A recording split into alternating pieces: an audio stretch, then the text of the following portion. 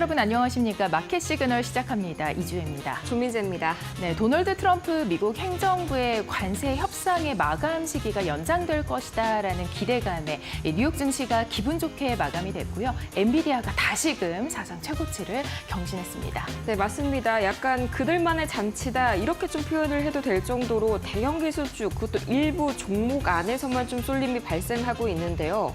자, 그렇다면 과연 어떤 이런 수혜주들이 오늘 간밤에 발생을 했었을지 지금 저와 함께 3대 지수 먼저 살펴보시죠. 자, 가장 먼저 이 다우지수 0.94%, 나스닥도 0.97% 올랐고요. S&P 500까지 0.8% 지수상으로만 봤을 때는 골고루 올라온 것 같은데 이런 생각이 드실 수도 있겠습니다. 자, 가장 먼저 나스닥을 보도록 할 텐데요. 이 나스닥 같은 경우에는 전날 실적을 발표했던 이 마이크론의 호실적과 더불어서 엔비디아가 이틀 연속 사상 최고치를 경신한 점까지 다시 한번 이 나스닥에 활기를 불어넣어줬습니다. 이날도 역시나 좀 대형 기술주를 중심으로 투심이 많이 개선이 된 모습이 나타났고요.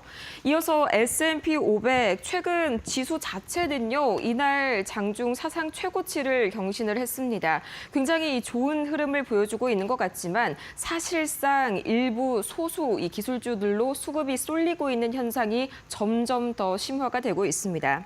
특히나 지수나 종목이 과열됐는지 너무 과매수권인지 판단할 수 있는 지표 중에서 RSI라는 게 있는데요. 이 RSI가 70을 넘어서게 되면 이 과열로 판단이 됩니다. 하지만 현재 S&P 500은 76, 한참 넘겨서 이 단기 과열 신호가 포착이 되고 있죠. 자, 그러면 밤사이 시장의 돈들이 과연 어떻게 흘러갔을지 지금 바로 한눈에 만나보도록 하겠습니다. 자, 바로 보도록 하겠습니다. 오늘 전반적으로요. 그래도 군데군데 빨간불을 제외하면 전체적으로 다 초록불이 좋게 들어와준 모습입니다. 자, 이 다우와 나스닥 그리고 S&P 500까지 좀 골고루 올라줬었는데요. 금리 인하 기대감이 아무래도 유동성 장세를 다시 한번 끌어올렸기 때문에 현재 전체적으로 파란불이 들어와 있습니다. 자, 가장 먼저 이 테슬라 오늘도 0.54% 살짝 좀 소폭 하락하는 모습 보였는데요. 자, 우선 악재가 좀 한 가지 있었습니다. 이 악재는요. 다음 주 인도량 발표를 앞두고 있죠. 그런데 이 중요한 시기에 북미와 유럽에서 생산 운영을 관장하는 최고 책임자를 갑자기 이렇게 머스크가 자르게 되면서 퇴사를 시키게 되면서 이 해고 소식 때문에 악재로 좀 작용이 됐고요. 이 때문에 또 좋은 소식 하나, 벤치마크가 목표 주가를 350달러에서 475달러로 상향 조정했다는 소식이 조금은 좀 묻혔습니다. 자, 이어서 다음으로 엔비디아 오늘도 역시나 0.46% 크게 올라가게 되면서 155달러 선을 돌파했습니다. 사상 최고가를 이틀 연속 경신을 해줬네요. 자, 이 마이크론이요. 굉장히 또 좋은 시기에 어닝 호실적을 발표를 해줬습니다. 이 견조한 AI 수요를 다시 한번 확인하면서 똑같이 주가의 호재로 작용이 됐고요. 또 여기에 AI 자율주행 기업 신젠이요. 이 엔비디아의 아이작 플랫폼을 활용해서 로봇 혁신 기업 중에 하나로 선정이 됐습니다. 자, 이 소식에요. 신젠의 주가가 한때 700% 넘게 급등을 했고요. 또 종가 기준으로도 140% 정말 놀라운 그런 폭등세를 보였습니다.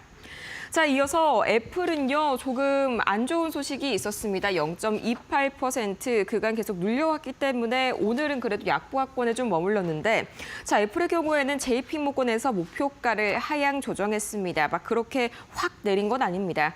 240달러에서 230달러로 10달러가량 하향 조정했지만요. 이유는 항상 비슷합니다. 아이폰 수요가 둔화가 됐다. 그리고 이 서비스 부문의 성장 정체가 그 이유다. 이런 식으로 발표를 해줬고요. 또 이 MS 마이크로소프트 역시 계속해서 이 모건 스탠리에서 목표가 상향 소식이 나와주고 있습니다. 자, 아무래도 482달러였던 기존의 목표가 530달러까지 크게 끌어올려주게 되면서 다시 한번 호재로 작용을 했었고요. 이어서 양자 컴퓨터와 또 오늘 방산 그리고 나머지 그간 살짝 눌려왔었던 이런 테마주들도 오늘은 전반적으로 수급 도는 모습이 보였습니다. 자, 그럼 과연 전반적인 이 유가 흐름은 어떻게 흘러갔을지 저희 바로 화면 통해서 만나보시죠. 자, 이 WTI 같은 경우에는요, 유가 많이 좀 진정이 됐습니다. 여전히 미국의 견조한 수요가 좀 확인이 돼가고 있고요. 0.71% 올랐지만 65달러 선, 아직까지도 어제와 큰 변화는 없습니다. 자, 여기가 좀 바뀌었죠. 이 달러 인덱스를 보시도록 할 텐데요. 이날 장이 시작하기 직전이었습니다. 이 트럼프 대통령이 이전부터 그런 낌새는 보여왔습니다만 이 파월 연준 의장을 조기에 좀 교체를 할 수 있다. 이런 좀 설이 돌게 되면서 갑작스럽게 이 국채 금리는 하락했고요. 달러 인덱스까지 내려갔습니다. 자, 이번 사안 같은 경우에는 어찌 보면 호재로, 어찌 보면 악재로도 좀 작용을 할 수가 있겠는데요. 가장 먼저 호재는 아무래도 금리 인하가 더 빨리 이루어질 수 있다는 기대감이 시장을 끌어올린 것도 밤사이에 있었습니다. 자, 이 때문에 실제로 국채 금리가 상당히 좀 많이 빠졌습니다. 벌써 4.247% 정도로 10년물이 많이 내려앉은 상태이고요. 이것 때문에 기술주들 계속해서 좋은 흐름 보여주는 것도 체크를 해봐야겠죠. 자, 그런데 다시 달러 인덱스로 돌아가서요. 달러가 약달러를 보였습니다. 이거는요. 그야말로 이 정부가 연준에 개입을 한다. 연준의 독립성 자체가 굉장히 흔들리는 이례적인 사건입니다. 당연히 이 미국 달러 그리고 미국이라는 국가 자체에 대한 신용도가 떨어질 수밖에 없고요. 이 때문에 마찬가지로 달러 인덱스 96 선까지 크게 추락을 하는 모습이 나왔습니다. 자, 이후에 백악관 측에서 이 후임자 결정이 임박하지 않았다라고 좀 정정을 하는 그런 보도를 냈음에도 불구하고 이런 하락폭은 되돌려지지 않았고요. 안전자산에 대한 수요가 좀 낮아지게 되면서 금 가격도 함께 하락하는 모습이 나왔습니다. 자, 오늘의 경제 지표 먼저 보도록 할 텐데요. 자, 미국의 1분기 실질 GDP 성장률이 마이너스 0.3%로 상당히 좀 부진했습니다. 또 이어서 신규 실업수당 청구 건수는요. 이렇게만 봤을 때는 좀 양호한 것처럼 보입니다. 이 예상치보다는 조금 덜하게 나왔기 때문인데 사실 중요한 건 이게 아닙니다. 자, 바로 위를 보시면요. 자, 성장과 고용 이중고라고 나와 있고요. 또 두 번째, 그나마 관세 시한이 연장되면서 이 첫 번째 악재를 상쇄시켰습니다. 자, 마지막으로 엔비디아가 이틀 연속 사상 최고가를 기록한 것 역시 이 첫 번째 매크로적인 악재들을 계속해서 눌러주고 있는데요. 자, 그렇다면 하나하나 자세하게 우리 한번 이야기 살펴보도록 하겠습니다. 자, 가장 먼저 미국 경제 성장률 추이 제가 지금 오늘 가지고 온 이 그래프를 보시면요. 정말 갑작스럽게 가파르게 지금 하락세가 나오고 있습니다. 자, 밤사이에 발표된 미국의 1분기 GDP 성장률이요. 마이너스 0.5%로 기록이 됐습니다. 거의 3년 만에 역성장이 나오게 된 건데 우리나라 기사에서 역성장 소식은 많이 들어봤어도 이 미국 기사에서 역성장이란 소식이 나오니까 조금은 약간 물음표가 띄워지네요. 자, 그런데 이 성장률 같은 경우에는요. 이번에는 계속해서 좀 관세 관련 이슈들이 많이 영향을 미치고 있습니다. 이 트럼프 대통령의 관세에 미리 대응을 하기 위해서 기업들이 일시적으로 재고 확보를 하기 위해서 수입을 크게 늘렸는데요. 이게 이번에는 좀 강한 타격으로 작용이 됐고요. 자, 주목할 만한 점이 두 가지가 저는 눈에 보였습니다. 첫 번째로는요. 우리가 평소에 하는 쇼핑이나 외식 이런 기본적인 소비들을 이제 개인 소비라고 하는데요. 이게 1.2% 잠정치로는 그렇게 1.2% 정도 나왔습니다. 그런데 이번에 이 최종치는 0.5%로 대폭 하향 조정이 됐고요. 또 여기에다가 기업의 투자와 지출을 더한 게 바로 민간 지출인데요. 민간 지출 증가율 역시 2.5%에서 1.9%로 6%포인트 대폭 하락 조정됐습니다. 자, 가계와 기업 모두 씀씀이가 크게 위축이 됐다는 건데 우리가 그동안 생각했던 것과는 달리 현재 굉장히 가파르게 속도가 빠르게 둔화가 되고 있다는 점, 경기 위축이 되고 있다는 점까지 챙겨보시면 좋을 것 같습니다. 자, 하지만 그럼에도 불구하고 밤사이의 지수는 3대 지수 모두 껑충 뛰어 올랐죠. 바로 다음 이슈 만나보겠습니다. 자, 사실 오늘 시장을 크게 움직인 이슈는요. 이 백악관 측에서 관세 전쟁에 대해서 약간은 조금 한 발 뒤로 물러서는 모습을 보였습니다. 자, 이제 벌써 관세 기한이 얼마 남지가 않았습니다. 정말 7월 8일까지 약 열흘이 채 남지가 않았는데 그럼에도 불구하고 소식이 너무 들려오지 않는다 싶지 않으신가요?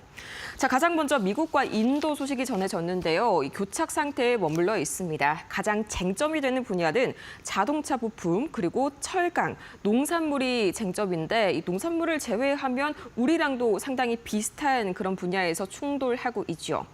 자, 미국 같은 경우에는 인도가 이 미국산 콩이나 옥수수 같은 이런 농산물 그리고 자동차, 주류 이런 분야에 대해서 수입 관세를 먼저 인하할 것을 요구를 하고 있습니다. 항상 상대방에게 먼저 좀 인하를 할 것을 이렇게 요구를 한다는 점에서 교착 상태가 조금 더 장기화가 되고 있습니다. 무조건 먼저 네가 굽혀라 약간 이런 태도를 좀 보이고 있는 미국인데 자, 이어서 일본까지요. 미국의 25% 자동차 관세에 대해서 용납 불가라는 점을 다시 한번 좀 확인을 시켜줬습니다.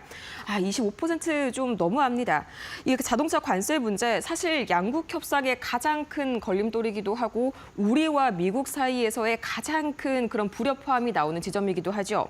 자, 우선 미국 같은 경우에는 자동차 분야에 있어서의 대일 무역 적자 해소를 그리고 일본은 자국의 핵심 경제 기둥인 그야말로 자동차 하나를 가지고 이끌어가는 산업이기 때문에 절대 한치도 양보를 할 수가 없습니다. 또 일본 자동차 회사들이요, 미국으로 수출하는 물량이 연 137만 대입니다. 그런데요, 이것보다 훨씬 많은 330만 대가량을 거의 2배 이상을 미국 현지에서 생산을 하고 있습니다. 일본 측에서는 더 이상 어떻게 양보를 더 해줘야 되는지 저도 사실 잘 모르겠습니다.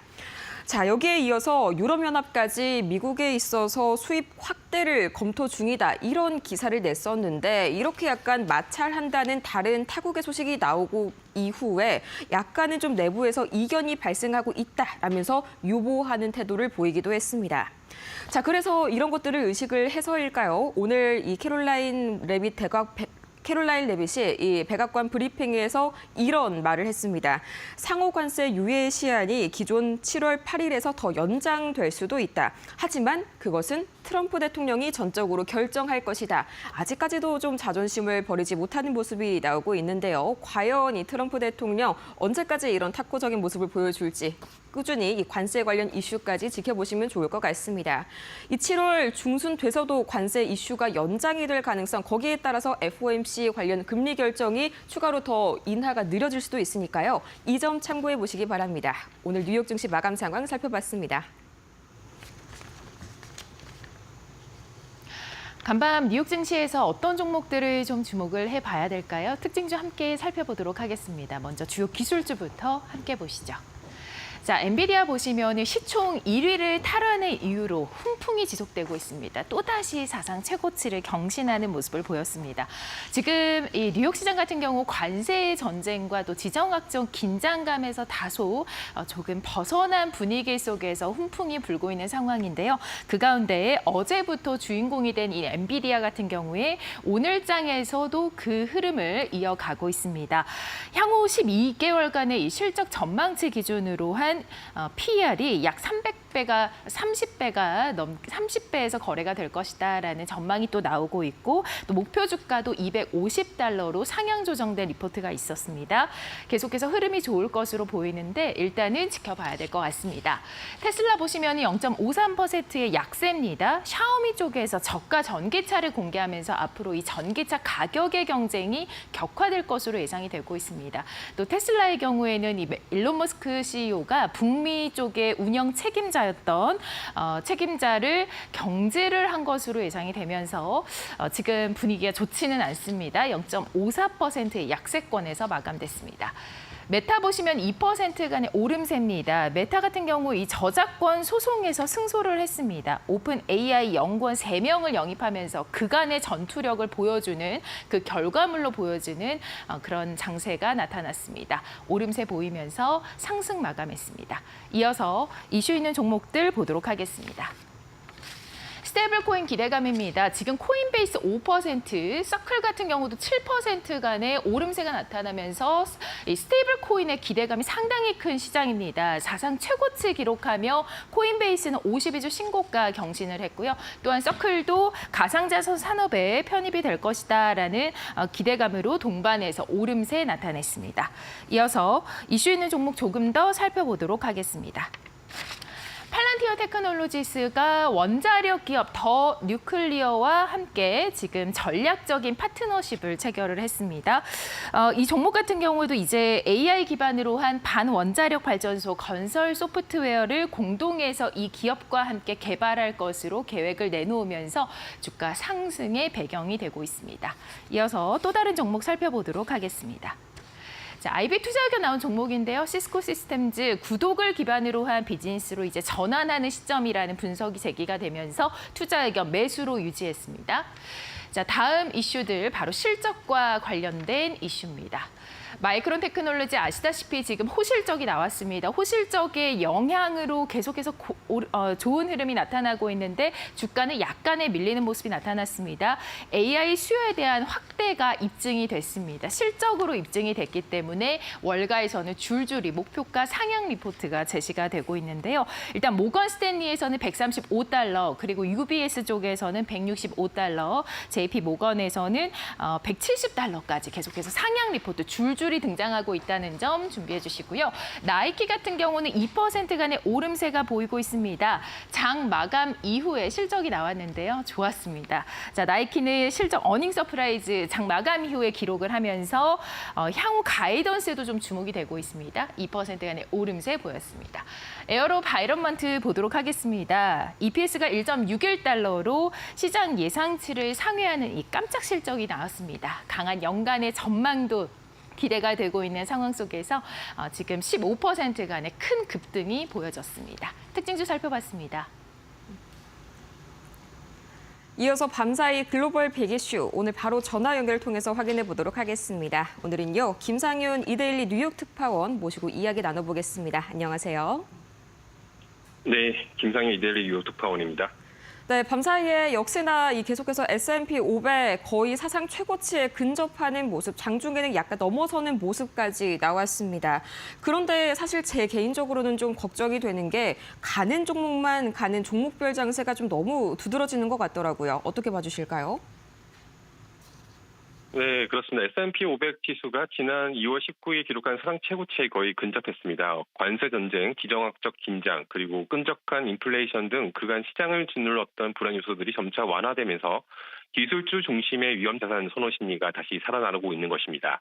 월가 공포지수도 불리는 VX 지수는 이날 16선까지 떨어졌는데요. 4월 초 상호관세 공포로 이 지수가 52를 웃돌았던 점을 고려하면 위험자산 선호 심리가 강하게 분출되고 있는 것으로 보입니다.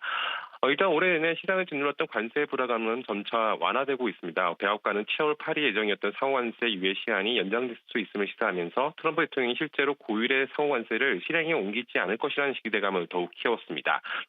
최근 들어 월가를 짓눌렀던 지정학적 리스크도 다소 완화되는 흐름입니다. 이란과 이스라엘 간 휴전이 일단 유지되고 있어 원유 가격은 이번 주 초 급등 이후 급락세를 보이며 인플레이션 우려를 점차 누구로 떨어뜨리고 있습니다. 시장에서 최악의 시나리오로 꼽혔던 스태그플레이션 우려가 점차 사라지고 있는 것이죠. 이런 가운데 기술주들이 급등하면서 전체 시장을 끌어올리고 있습니다. 다만 이 기술주가 계속 갈지는 7월 기업들의 실적이 발표되면서 점차 확연하게 드러날 것으로 보입니다. 만약 실적이 뒷받침되지 이 같은 기조는 무너뜨릴 수 있다고 월가는 보고 있습니다. 네, 근데 여기에다가 또 밤사이에 한 가지 더 좀 추가가 된 소식을 보자면은 이게 정치적으로 굉장히 또 많이 지수에 영향을 최근에 미쳐가는 것 같습니다. 이 파월 연준 의장을 좀 조기에 교체를 할 수 있다라는 소식이 개장 전부터 들려왔었는데 이게 워낙 좀 약달러를 가지고 오고 국채 금리도 많이 밀리다 보니까 백악관 측에서 마지막에 사실이 아니다라고 선을 긋는 모습이 나왔습니다. 이거 아마 사실로 좀 현실화가 될 수 있을까요? 네, 4월 5월까지입니다. 이런 가운데 백악관이 할 수 있는 방안을 검토 중이라는 소식도 이날 금리 인하에 대한 기대감을 키웠죠. 연준 대변인으로 불리는 월스트리트저널의 니키 미나우스 기자는 이날 복수의 소식통을 인용해 트럼프 대통령이나 10월 혹은 그보다 앞선 여름 의장을 발표하는 방안을 고려하고 있다고 전했습니다. 백악관 차기 지명하면서 금융시장의 금리 인하 기대감을 조성하고 사실상 그림자 의장 역할을 통해 파월 의장의 정책 영향력을 미리 약속됩니다. 후임 후 케빈 워시 전 연준 이사, 케빈 헤셋 국가경제위원회 위원장, 스콧 베센트 재무장관, 비드 멜페스 전 세계은행 총장, 그리고 이사 등이 거론되고 있습니다. 현재로서는 원로 이사가 가장 비둘기파로 보인다. 그는 최근 7월 금리 인하가 필요하면서 강력하게 나서고 있죠. 반면 가장 유력한 후보 중 하나인 최근 비공개 행사에서 약한 사람을 원한다 하면 나는 적임자가 아닌다고 밝힌다는 등 매파적 성향을 감추지 않고 있어 시장에선 가능성이 낮을 수 있다는 지적도 납니다. 스콧 베센트 재무장관도 유력 후보군입니다. 월가에서는 베센트 장관이 트럼프 대통령의 무모한 관세 정책을 완화시키면서 시장 안전에 적임자로 보고 있습니다. 파월 연준 후임이 예상보다 빨리 정해진 국채 금리는 떨어지긴 했죠. 파월 의장이 신중한 발언을 상쇄할 수 이를 반영해 국채 매수세를 보이고 있습니다. 다만 연준에 대한 정치 개입이 계속 중앙은행에 대한 독립성이 훼손된다면 시장은 다 있습니다. 네, 아무래도 스콧 베센트 재무장관은 좀 이전에 임기를 끝까지 완주를 하고 싶다 또 이런 말을 남겼기 때문에 현재로서는 케빈 에셋 그리고 크리스토퍼 월러 정도가 가장 좀 유력하다 이렇게 한번 생각을 해볼 수도 있겠네요. 자, 이어서 이 코인베이스 주가도 사상 최고치를 또다시 경신을 해줬었습니다. 이 서클은 지금 현재 많이 밀려난 상태인데 이런 스테이블 코인에 대한 기대감이 오히려 지니어스 법안 통과 이후로 더 강해지는 모습이네요. 왜일까요? 네, 미국 최대 가상자산 거래소 코인베이스 만에 사상 최고치 경신을 앞두고 있습니다. 장주를 웃돌았죠. 이것은 미국 상원의 스테이블 코인 입법 통과와 함께 가상자산 조건 편입 기대감이 커지고 있기 때문입니다. 코인스페이스 주가는 FTX 석하산 여파로 암호화폐 시장이 침체받았 말 최저치 대비 1000% 넘게 반등. 최근 들어 비트코인 등 주요 코인 가격이 회복세를 보이는 가운데 트럼프 정치권 주요 인사들의 공개적 지지로 시장 분위기도 바뀌고 있습니다. 특히 미국 상원이 달러에 연동된 스테이블 코인 규제 법안을 통과시킨 것이 결정적 계기가 됐다는 평가가 나옵니다. 업계에서는 스테이블 코인이 가상자산 기반 결제의 핵심 수단을 부상할 것을 보고 있습니다. 코인베이스는 최근 스테이블 코인 발행사인 서클 인터넷 그룹과 수익 공유 계약을 체결하면서 더욱 주목받고 있습니다. 물론 일부 전문가들은 여전히 코인베이스 주가가 과대평가됐다고 보고 있습니다. 실적이 아직 그만큼 뒷받침되지 않기 때문이죠. 다만 이날 버스타인은 이날 목표 주가를 현재 375달러를 훌쩍 넘어 510달러로 상향 조정하면서 투자자들의 기대감을 키우고 있습니다. 향후 가상자산의 주가들 등을 지켜봐야 할 것 같습니다. 네, 확실히 이 스테이블 코인에 대한 기대감은 우리도 그렇지만 미국 쪽에서도 정책적으로 좀 크게 움직이는 경향들이 강한 것 같습니다. 더 이상은 이제 투기성 자산이라는 말은 옛말이 된 지 굉장히 오래가 됐죠. 앞으로도 추가적인 이런 법안들 같이 좀 확인을 해보면 좋을 것 같습니다. 자, 이렇게 해서 오늘 김상윤 이데일리 뉴욕 특파원과 함께 밤사이 뉴욕 증시 현장 상황 만나보고 왔습니다. 좋은 말씀 고맙습니다. 네, 감사합니다. 네, 이렇게 해서 뉴욕 증시 연결 마무리해보도록 하겠습니다.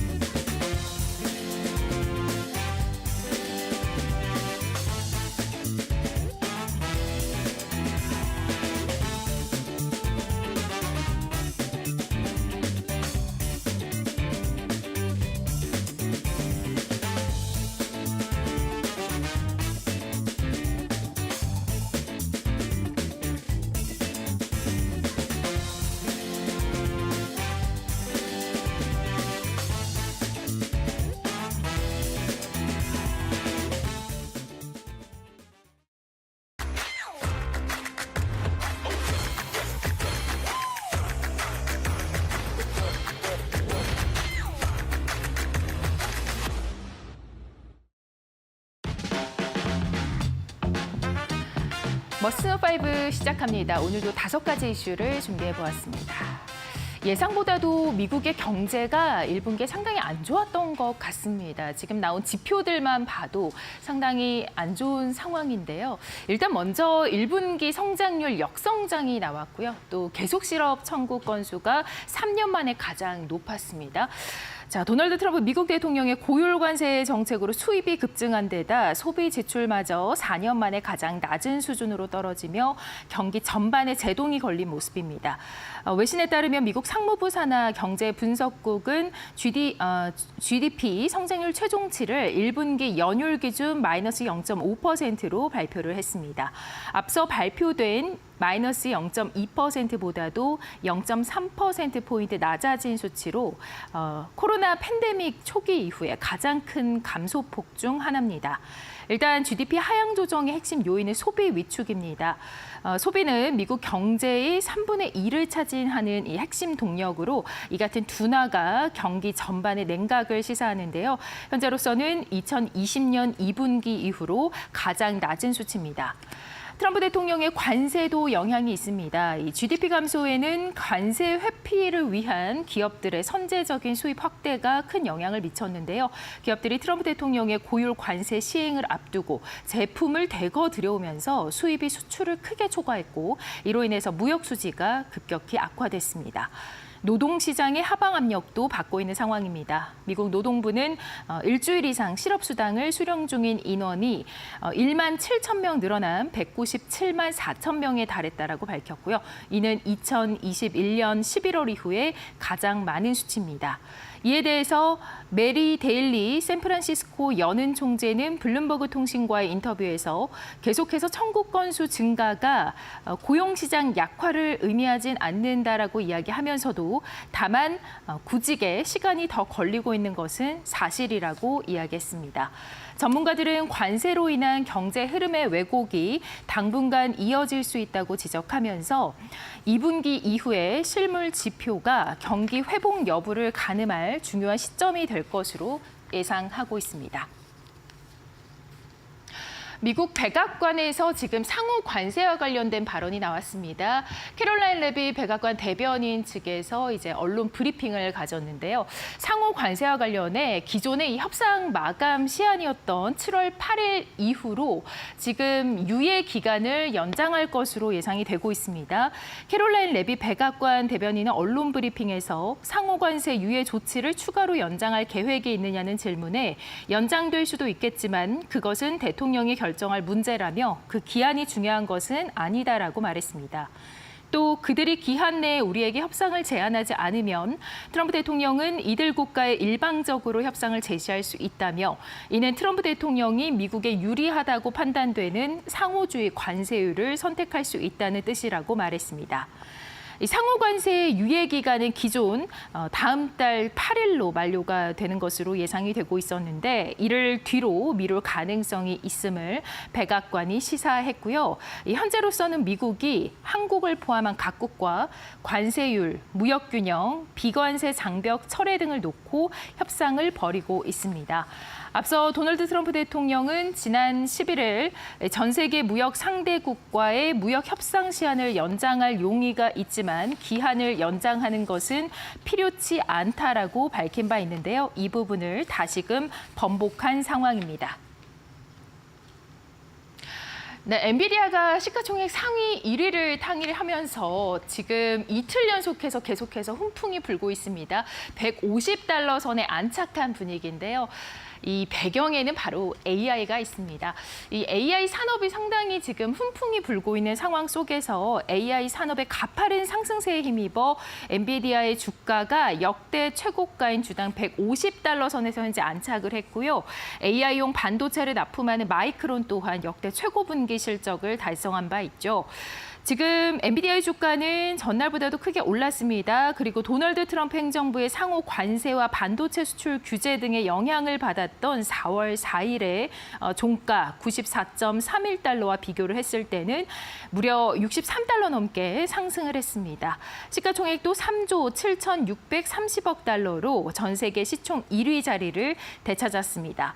말씀드렸듯이 주가가 치솟은 것은 바로 이 AI 산업의 성장세 덕분입니다. 전 산업 영역으로 AI가 확산되고 있는 가운데 AI를 주도하는 대장주로서 꼽히고 있는데요. 앞서 미 정부는 4월 엔비디아의 저사양 AI 반도체 H20에 대해서 중국 수출 규제를 강화했지만 이를 상쇄할 정도로 업황이 좋은 상황입니다. AI 훈풍은 HBM 생산 업체들의 실적을 밀어 올리고 있습니다. 회계연도 2025년도 3분기 실적을 발표한 마이크론의 경우에도 역시나 마찬가지로 HBM 매출의 급성장으로 실적 호조를 보였고요. 마이크론의 경우에도 올해 1분기 HBM 출하량 확대로 D램 시장 점유율이 상당히 높은 것으로 보입니다. 앞으로도 반도체주의 훈풍은 계속해서 이어질 것으로 예상되고 있습니다. 네, 그런가 하면 아마존도 현재 호재가 상당히 풍부합니다. 영국 투자와 또 미국 전역, 그러니까 농촌 지역까지 확대가 된다라는 좋은 소식들도 최근에 있었는데 그보다도 스테이블 코인을 준비하고 있다는 소식과 더불어서 며칠 전에 나왔던 이 위성군 두 번째 발사 소식이 아마존 주가에 영향을 주고 있습니다. 지금 전체적으로 상당히 호재가 많은 상황입니다. 아마존의 경우에는 역시 이 스테이블 코인 사업을 정조준하고 있습니다. 코인 흐름에 합류를 하고 있는 상태인데요. 달러를 기반으로 한 스테이블 코인은 기존 결제 시스템보다도 빠르고 저렴한 거래가 가능하기 때문입니다. 또한 최근 인터넷 위성군 발사를 했고 또 배송 지역도 농촌 지역까지 확대를 하는 등 다양한 호재를 안고 있습니다. 이 스테이블 코인과 관련해서 구글과 애플 등 다른 빅테크 기업들도 전통 결제망에 의존하는 대신에 스테이블 코인을 활용하려고 하는 움직임이 일고 있는데요. 이러한 흐름은 트럼프 행정부의 가상자산 친화 정책과 맞물립니다. 트럼프 대통령이 지난해 미국 대선 때부터 달러 패권 강화를 위해서 스테이블 코인을 적극적으로 지지하고 있기 때문입니다. 지난 18일 지니어스 법안이 상원회의에서 표결을 통과한 것도 이러한 흐름이 반영된 것으로 풀이가 되고 있고요. 해당 법안은 스테이블 코인 발행사의 라이선스 취득, 준비금 확보, 공시 감사 의무 등을 규정했습니다. 지니어스 법안은 하원에 통과해서 대통령 서명만을 남겨두고 있는 상태입니다. 전문가들은 보고서를 통해서 아마존이나 월마트 등 이러한 기업들이 이용자가 신용카드로 결제 시에 수수료를 개선해서 절감해서 수익성을 개선하려고 하는 것이다라고 정했고요. 이 지니어스 법안의 통과로 인해서 규제 환경이 만약에 조성이 된다면 아마존과 월마트 등의 스테이블 코인 발행은 더욱더 강화가 될 것으로 예상되고 있습니다. 일론 머스크 CEO의 또 관련 이슈가 있죠. 테슬라 전기차 판매 부진으로 최근에 이 전기차 북미 지역의 운영을 담당했던 이 책임자를 경질을 한 것으로 전해지고 있습니다. 이름이 바로 오미드 아프셔인데요. 이분의 이 퇴사 소식으로 블룸버그가 외신의 소식이 전해졌고 이분은 이제 머스크의 측근으로서 위상을 그동안 높여왔고 또 텍사스 오스틴의 테슬라 기가팩토리 건설을 지휘한 것으로 전해집니다. 이 과정에서 2022년 머스크의 개인 용도로 의심되는 특별한 종류의 유리자재 구매를 발주해서 사내에서는 회계 또는 감사부서의 조사를 받기도 했는데요. 이후 이 머스크의 또 다른 회사인 스페이스 X에서 근무하다가 돌아와서 지난해 10월 북미와 유럽 사업을 책임지는 부사장으로 승진한 바 있습니다. 한때는 머스크의 해결사로서 지칭이 되면서 사내에서 가장 강력한 임원 중에 한 명이라고 소개가 되기도 했습니다. 머스크가 이번 소식처럼 이 임원을 해고한 데에는 그 배경에 주요 시장인 북미와 유럽에서의 올해 판매 부진이 결정적인 영향을 준 것으로 보인다라고 언론은 전하고 있습니다. 최근 유럽에서 테슬라의 신차 판매량이 5개월 연속해서 감소했다는 집계가 나왔고요. 북미에서는 올해 1분기 도널드 트럼프 대통령과 머스크의 밀착 관계에 따라서 테슬라가 정치적인 반대 진영의 주요 공격 표적이 되며 불매 운동과 함께 그 수요가 크게 위축됐습니다. 오는 7월 초 2분기 전 세계 차량 판매 실적을 발표할 예정인 상황인데요. 월가 분석가들은 테슬라의 2분기 인도 실적이 작년 동기 대비해서 10% 넘게 감소한 39만 2,800대 수준일 것으로 추정하고 있습니다. 간밤 뉴욕 증시에서 테슬라의 주가는 0.54%의 약세로 마감됐습니다. 머스크 노트5 살펴봤습니다.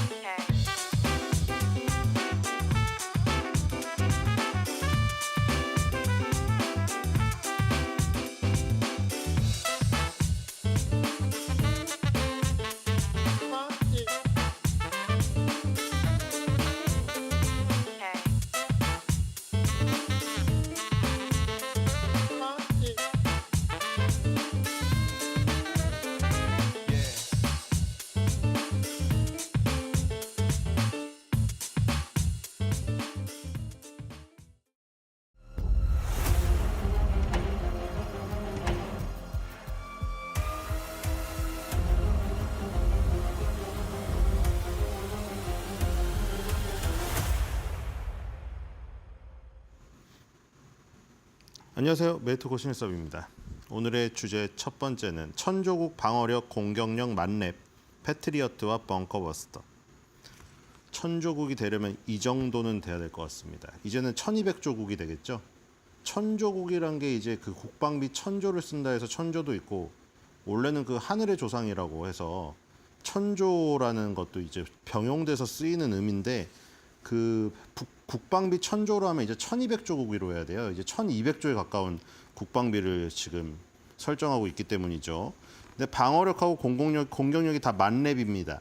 자, 일단 패트리어트가 나왔는데 그 뭐 기억하시는 분 있을지 모르겠지만 그 당시에는 유튜브도 없고 아무것도 없었죠. 그냥 공중파 TV만 있었는데, 그때 언제였죠? 그때 뭐 삼풍백화점 무너지고 그 시절 아닌가요? 그 갑자기 이라크를 침공을 해가지고 막 뉴스에 나오는데, 이라크가 그 당시에 미국이 종이 호랑인지 알고, 그러니까 말로만 떠드니까 한 번도 안 맞아봐가지고 떵떵거렸어요. 옛날에 그 일본이 진주만 기습했을 때처럼. 그러다가 스커드 미사일이라고 막 엄청나게 날리는데 그거를 패트리어트란 거로 다 막아요. 그래가지고 사람들이 다 놀랐거든요. 저는 그때 그래서 패트리어트를, 대부분의 국민들이 마찬가지일 거예요. 패트리어트를 그때 처음 목격했을 거예요. 이라크 전쟁 때. 근데 그게 그냥 게임에서는, 슈팅 게임에서 방어용 미사일로 공격형 미사일을 맞추는, 그거는 이제 게임에서 가능하리라 생각했을지 실전에서 그거를 보지를 못했기 때문에 그거를 보는 순간 다 경악을 금치 못했죠. 스커드 미사일을 그렇게 수십 발을 쏘아도 패트리어트로 전부 다 명중을 시키는 그런 놀라운 장면. 그게 지금 수십 년이 지났는데도 아직도 지금 이 패트리어트 미사일이 중추적인 역할을 하고 있다는 것이죠. 지금 우리나라도 패트리어트, 사드, 이 지금 계속 중첩적으로 다 막고 있죠.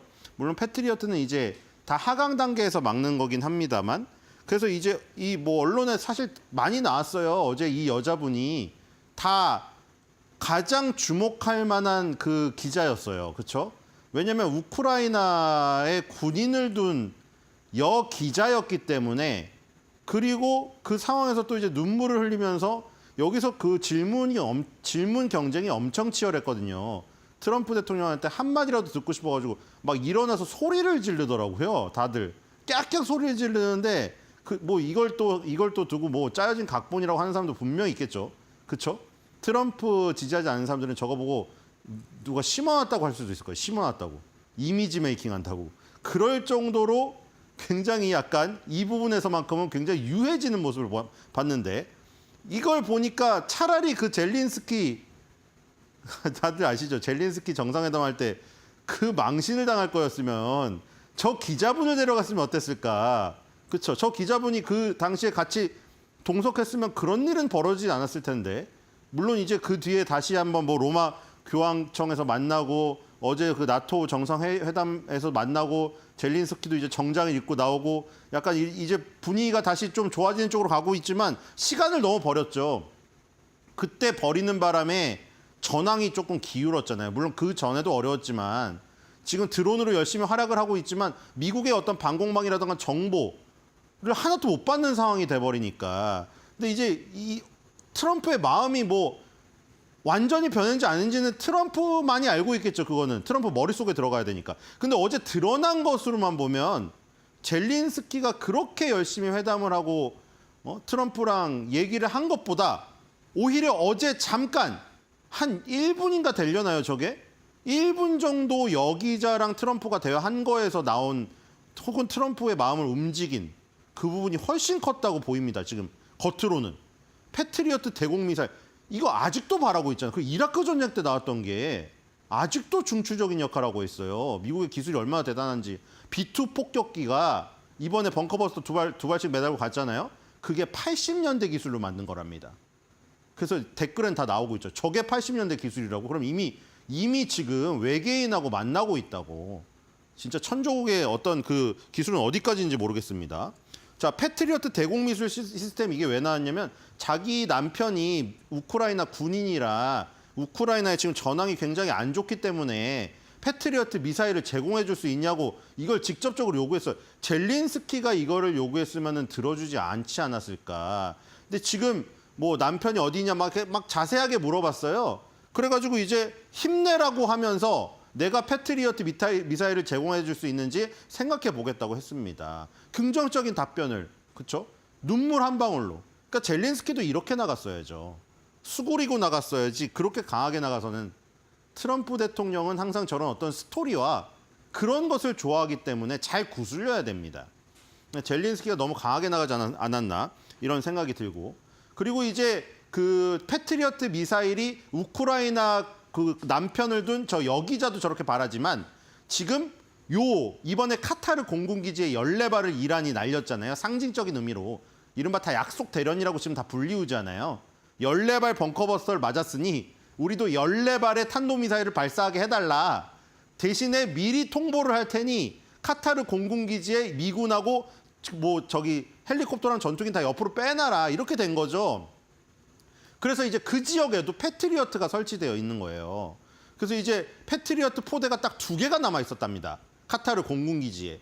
그리고 거기에는 44명의 병사만 있었고 가장 나이 많은 병사가 28살인가 밖에 안 됐고요. 가장 젊은 병사가 21살짜리 병사였답니다.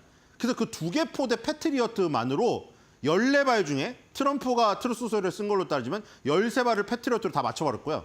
한 발은 그냥 맞춰도 그만 안 맞춰도 그만인데 엉뚱한 데로 날아가서 그냥 버렸다는 거죠. 그러니까 지금 또 증명이 된 거죠. 수십 년 전 이라크 전쟁 때 증명됐던 그 명중률이 이번에 또 명중률로 증명이 된 거예요. 지금 현존하는 스커드 미사일보다 지금 이란의 탄도미사일이 더 발전했을 거 아닙니까? 그런데 그 수십 년 전에 막았던 패트리어트를 결국 다 막았어요 또. 물론 약속 대련이었긴 하지만, 그래서 이 지금 뭐 가장 큰 뭐 규모의 패트리어트 전투였다. 뭐 이렇게 합동참모본부 의장이 얘기를 했고요. 그다음에 GBU-57에 대한 얘기를 했습니다. 왜냐하면 이거 가지고 지금 굉장히 지금 미국 언론과 지금 트럼프가 전쟁을 벌이고 있잖아요. 특히 CNN과, 그렇죠? CNN에서 뭐 거기에서 무슨 캐롤라인 레빗 대변인 말로 따지면 하급 실패자가 몰래 빼낸 자료를 가지고 지금 초반 기초 자료를 가지고 그거를 부풀려 가지고 우리 애국자들을 비난하고 있다. 이러니까 합동참모본부 의장이랑 어제 헤그세스 국방장관이 나와서 자세한 브리핑을 하는 시간을 가졌죠. GBU-57 이게 바로 벙커버스터인데 벙커버스터가 만약에 뚫리면 이렇게 지하로 가서 이 지하가 다 무너지게 된다. 그래서 트럼프 대통령이 계속 지금 위성사진으로 봐도 거기 겉에만 그을린 모습이 나오는 게 이 지하에 이 불꽃이 다 있기 때문에 이걸 파보기 전에는 그게 위성사진에 들어가지 않는다는 것이죠. 그 위력을 지금 보여주는 동영상을 틀었고요. 자, 그다음에 공격 전에 이미 옮겨졌다. 이건 뭐냐면 이제 또 그 얘기가 나오고 있으니까 우라늄 농축했던 거 이미 다 옮겼다. 이란이 이미 다 빼놨고 그 포르도 지역에 벙커버스터도 뚫었어도 아까 저 그림처럼 만약에 벙커버스터가 다 뚫었다고 한들 그 안에 우라늄이 없었다. 빈 방이었다는 거죠. 지금 계속 CNN을 그 필두로 해서 몇몇 언론이 그렇게 주장하고 있잖아요. 그리고 며칠 전에 이 사진을 보고 자꾸 그러는 거잖아요. 지금 여기에 지금 트럭이 수십 대가 이 앞에 서 있었잖아요. 포르도 여기 앞에. 그래서 이게 우라늄 농축된 거를 다 옮겼다는 거다. 그 트럭이다. 그렇게 이제 주장을 하고 있는데 이제 트럼프가 트루스 소리를 올렸죠. 그 차량하고 소형 트럭은 샤프트 상단을 덧뿌리는 콘크리트 작업자들 있지. 그 우라늄 농축을 옮기는 것 자체가 굉장히 불가능한, 왜냐하면 그게 정말 위험한 물질이잖아요. 너무 무겁고 이동하기도 힘들고 위험한 거를 저렇게 대놓고 무슨 일반 저런 트럭 갖고 옮길 수가 없는 것이다. 그렇게 지금 얘기를 했고요. 자, 그다음에 이제 그 트럼프 지능 낮은 느림보 거북이 퇴출 경고 두 번째 주제입니다. 자, 자신에게 좋은 얘기를 쓴 언론사는 칭찬해 줍니다. 항상 물어봐요. 어디 언론사입니까? 블룸버그로 하니까 블룸버그는 자기한테 우호적인 얘기를 썼거든요. 블룸버그 당신은 훌륭합니다. CNN 기자가 물어보면 CNN 당장 집에 돌아가세요 이래요.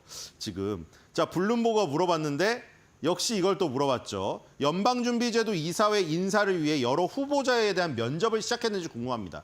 지금 하도 파워를 하루에 한 번 이상 매일같이 그쵸? 부르고 있으니까요. 친구보다 더 불러요.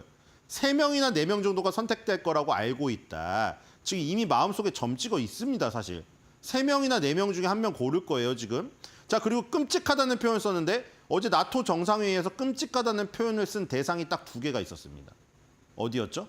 스페인하고 파월이었어요. 스페인이 32개국 중에 유일하게 반대표를 던져서 국방비를 GDP의 5%로 올리는 거에 대해서 반대했잖아요. 그래서 스페인 기자가 질문했을 때 아, 스페인 사람이세요? 제가 스페인을 좋아합니다만 오늘 이 끔찍한 일로 인해서 나에게 관세 보복을 당할 것이다 하면서 그 스페인 기자의 그 억양하고 딕션까지 약간 흉내를 내면서 성대모사를 하면서 약간 비아냥댔거든요. 트럼프가. 거기서 스페인이 끔찍하다고 했고 그다음에 파월 보고 끔찍하다고 했습니다. 그는 끔찍하다. 인플레이션은 없다 우리는. 인플레이션은 없는데 그에게도 말했다. 저번에 백악관으로 비공개로 불렀잖아요. 불러서 인플레이션 없다고 분명히 말했는데 6월 달에 또 금리 인하 안 했죠 또. 그래서 인플레이션이 있을 수도 없을 수도 있다고 자꾸 그러고 있다 파월은. 그러니까 파월은 자기가 신중하다고 하는 건데 트럼프 입장에서는 그게 싫죠. 그러니까 나는 파월은 맨날 말하잖아요. 나는 신중하기 때문에 관세의 여파를 조금 더 지켜봐야 되고 지켜보면서 인플레이션이 만약에 있는지 없는지 판단하고 나서 금리 인하든 뭐 동결이든 결정하겠다 이거죠. 근데 지금 트럼프는 급하거든요. 왜냐하면 바이든이 물려준 거라고 하면 좀 유상 같아서 좋은 거 같은 느낌이 드는데 어떻게 보면 바이든이 그냥 뭐 폐기 처리한 트럼프한테 이렇게 먹어라 하면서 옮겨준 부채가 너무나 많고 지금 대규모 감세 법안 통과를 앞두고 있잖아요. 그것까지만 부채가 더 많이 늘어나는데 지금 금리에서 인하를 조금만 해주면 부채 갚는 빚의 그 값이 내려가는데 그걸 안 해주니까 너무 열받는 거예요. 그리고 이제 드디어 갈 때까지 갔습니다. 우리 욕할 때 정말 그 레드라인이 있잖아요. 보통 친구끼리도 이거 아무리 친한 친구 장난치더라도 이러면 진짜 기분 나쁘지. 너 IQ가 무슨 뭐 물고기 금붕어 가냐? 이러면은 진짜 싸우지 않나요? 지능지수. 어제 지능지수가 처음으로 나왔거든요. 그동안 뭐 느림보 거북이다, 멍청이다 뭐 이런 것까지 나왔잖아요. 어제 지능지수까지 나왔습니다. IQ가 낮대요. FRB 의장 보고. 그러니까 평균적인 지능지수를 갖춘 사람이라면 3포인트 정도 낮춰서 이게 9천억 달러에 해당되는 거다. 근데 이게 정신적으로 평범한 사람이라고 했는데 그가 하는 일을 보면 지능지수가 낮다. 그러니까 FRB 의장으로서는 지능지수 IQ가 떨어지는 사람이니까 부적절하다고 지능지수까지 이제 나왔습니다. 저게 해석에 따라서 어떤 언론은 다 IQ라고 해석했거든요. 지능지수 IQ 똑같죠. 그래서 아마도 정치적인 사람일지 모르겠어요. 또 얘기했어요. 파월은 계속 난 절대 정치적인 걸 고려하지 않는다고 하는데 트럼프는 계속 정치적이라고 하고 있어요. 계속해서. 그리고 정치적인 사람일지 모르겠지만 멍청한 사람입니다. 이건 표현은 많이 나왔죠. 사실 이건 많이 나왔고 어제는 드디어 지능지수까지 나왔다는 거. 이제 그냥 정말 끝난 거죠. 이거는 관계가. 자, 그다음 인플레이션 없다. 그리고 우리는 엄청난 경쟁력을 가지고 있다. 내가 관세로 돈을 엄청 벌어들이고 있다. 이겁니다. 자, 그리고 지금 이 놀라운 사실이 자, 이게 비둘기냐 매파냐 중도파는 예를 들어 올빼미파라고 불러요. 파월 같은 사람 올빼미처럼 왔다 갔다 이렇게 눈을 살피면서 그 FRB 의장이니까 그럴 수밖에 없는 위치긴 하죠. 그래서 이제 지금 현재 FRB 의장으로 거론되고 있는 사람이 지금 폴리마켓에서 1등 달리고 있는 사람이 크리스 윌러예요. 근데 이거 지금 제가 꾸준히 보여드리는데 그쵸? 꾸준히 보여드렸잖아요. 이거 성향에 따른 거. 지금 크리스 윌러랑 미셸 보우만이 보라색이 됐습니다. 이 두 사람 원래 뭐였습니까? 이 사람 둘이 전형적인 매파였어요. 지금 비둘기파 됐어요. 지금. 왜냐하면 지금 보세요. 트럼프가 지금 원하는 게 금리 인하하라는 거잖아요. 비둘기파는 뭐예요? 그러니까 일단 그 이중 책무, 맨날 연준이 주장하는 이중 책무가 뭐예요? 최대 고용과 물가 안정. 파월이 맨날 입에 닳도록 얘기하는 거죠.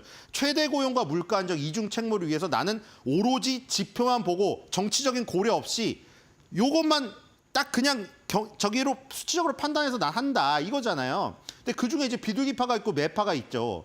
예를 들어 금리 인하를 통해서 좀 더 최대 고용에 방점을 찍는 게 비둘기파고 금리 인상을 통해서 물가 안정에 방점을 찍는 게 매파잖아요. 근데 트럼프는 지금 원하는 게 뭐예요? 금리 인하를 원하고 있잖아요. 그러니까 누구를 원하는 거예요? 어떤 성향을 원하는 겁니까? 지금 비둘기파를 원하고 있죠. 비둘기파를. 근데 자꾸 파월이 매파적인 성향을 보이니 비둘기파적인 인물을 앉힐 것을 지금 경고하고 있는 거죠. 근데 여기서 그래서 희한한 게 크리스 윌러든 미셸 보우만이든 파월이든 다 공화당에서 임명한 거거든요. 지금 사실. 근데 지금 크리스 윌러랑 미셸 보우는 완전히 돌아섰어요. 지금 트럼프 쪽으로. 지금 보면은 윌러가 2021년부터 2023년까지 연준에서 가장 매파적인 인물 중 한 명이었습니다. 그렇죠? 이 사람이 가장 매파적이었어. 그럼 매파가 아까 뭐였어요? 금리 인상을 통해서 물가 안정의 방점을 찍는 사람이었거든요. 근데 지금 트럼프가 원하는 인물은 금리 인하를 통해서 최대 고용을 올리는 사람을 원하기 때문에 변했습니다. 이게 진짜 정치적인 사람이죠. 사실은. 그렇죠? 파월은 정치적이진 않은 것 같긴 한데 트럼프는 계속 그 얘기를 하니까요. 2024년에 중도로 바뀌었고요. 그러니까 지금 옮겨가고 있어요. 그렇죠? 2021년부터 2024년까지 매파였다가 2024년에 중도로 왔어요. 2025년부터 매파 쪽으로 지금 쏠리기 시작하고 있는 인물입니다. 그래서 이걸 봐야 되는 게 이렇게 변한다니까요, 사람이 지금. 그래서 지금 비둘기파로 의견을 바꿨고 2025년도 6월 달에 이 사이트에도 비둘기파로 지금 찍혔습니다. 그리고 놀라운 건 미셸 보우만이죠. 지금 파월이 포커페이스인지 정말 원래 그냥 타격이 없는 사람인지 모르겠는데 지금 뭐 지능지수가 낮다까지 나왔는데 그쵸? 멍청이, 느림보, 거북이, 엉망진창, 지능지수 낮은 사람까지 나왔죠. 근데 제가 보기에는 그 트럼프가 아무리 욕해도 타격은 없고요. 제일 타격이 있는 건 뭐냐면 만장일치 안 나오는 거예요. 지금 연준의 어떤 그 전통적인 저기가 뭐냐면 만장일치거든요. 웬만하면 만장일치로. 근데 그때 미셸 보우만이 혼자 반대표 던진 거 기억하시죠? 작년 9월이었나요? 다 금리 인하였는데 혼자 매파적인 성향으로 반대표를 던졌던 인물이란 말이에요. 대표적으로 또 매파였고. 근데 지금 여기 비둘기파에 찍혀있단 말이죠. 지금 두 번째. 놀라운 일이죠, 지금. 왜냐하면 지금 무슨 얘기를 했냐면은 이 금리 인하에 2024년 9월이죠. 그때 연준의 금리 인하에 혼자 반대를 던졌던 매파적인 성향이 2025년 6월 달에 비둘기파로 변경됐어요. 왜냐하면 7월 달에 지금 이제 7월 달이 재밌게 됐어요. 그래가지고 지금 보면은 미셸 보우만을 지금 부의장으로 앉힌 게 트럼프거든요. 트럼프 대통령께서 저를 연방준비제도 이사회 감독 부위원장으로 임명해 주신 신뢰의 깊은 영광과 감사를 드립니다. 여기 마이클 바 사람이 있었죠. 마이클 바가 있었는데 그 사람이 자진 사퇴하고 물론 이사로서는 계속 있고요. 자진 사퇴하고 그 자리에 이 사람이 앉았어요. 그 트럼프가 앉혔죠. 그리고 6월 23일입니다. 이분이 체코 프라하에서 열린 요 지금 통화정책 효과 평가라는 데 나와서 무슨 얘기했냐면은 7월 회의에 대한 얘기를 했습니다. 7월 회의에 대한 얘기를 하면서 금리 인하에 지금 저기를 할 수 있다고 얘기를 해버렸어요. 그렇죠? 그렇기 때문에 이제 재밌어지는 거죠.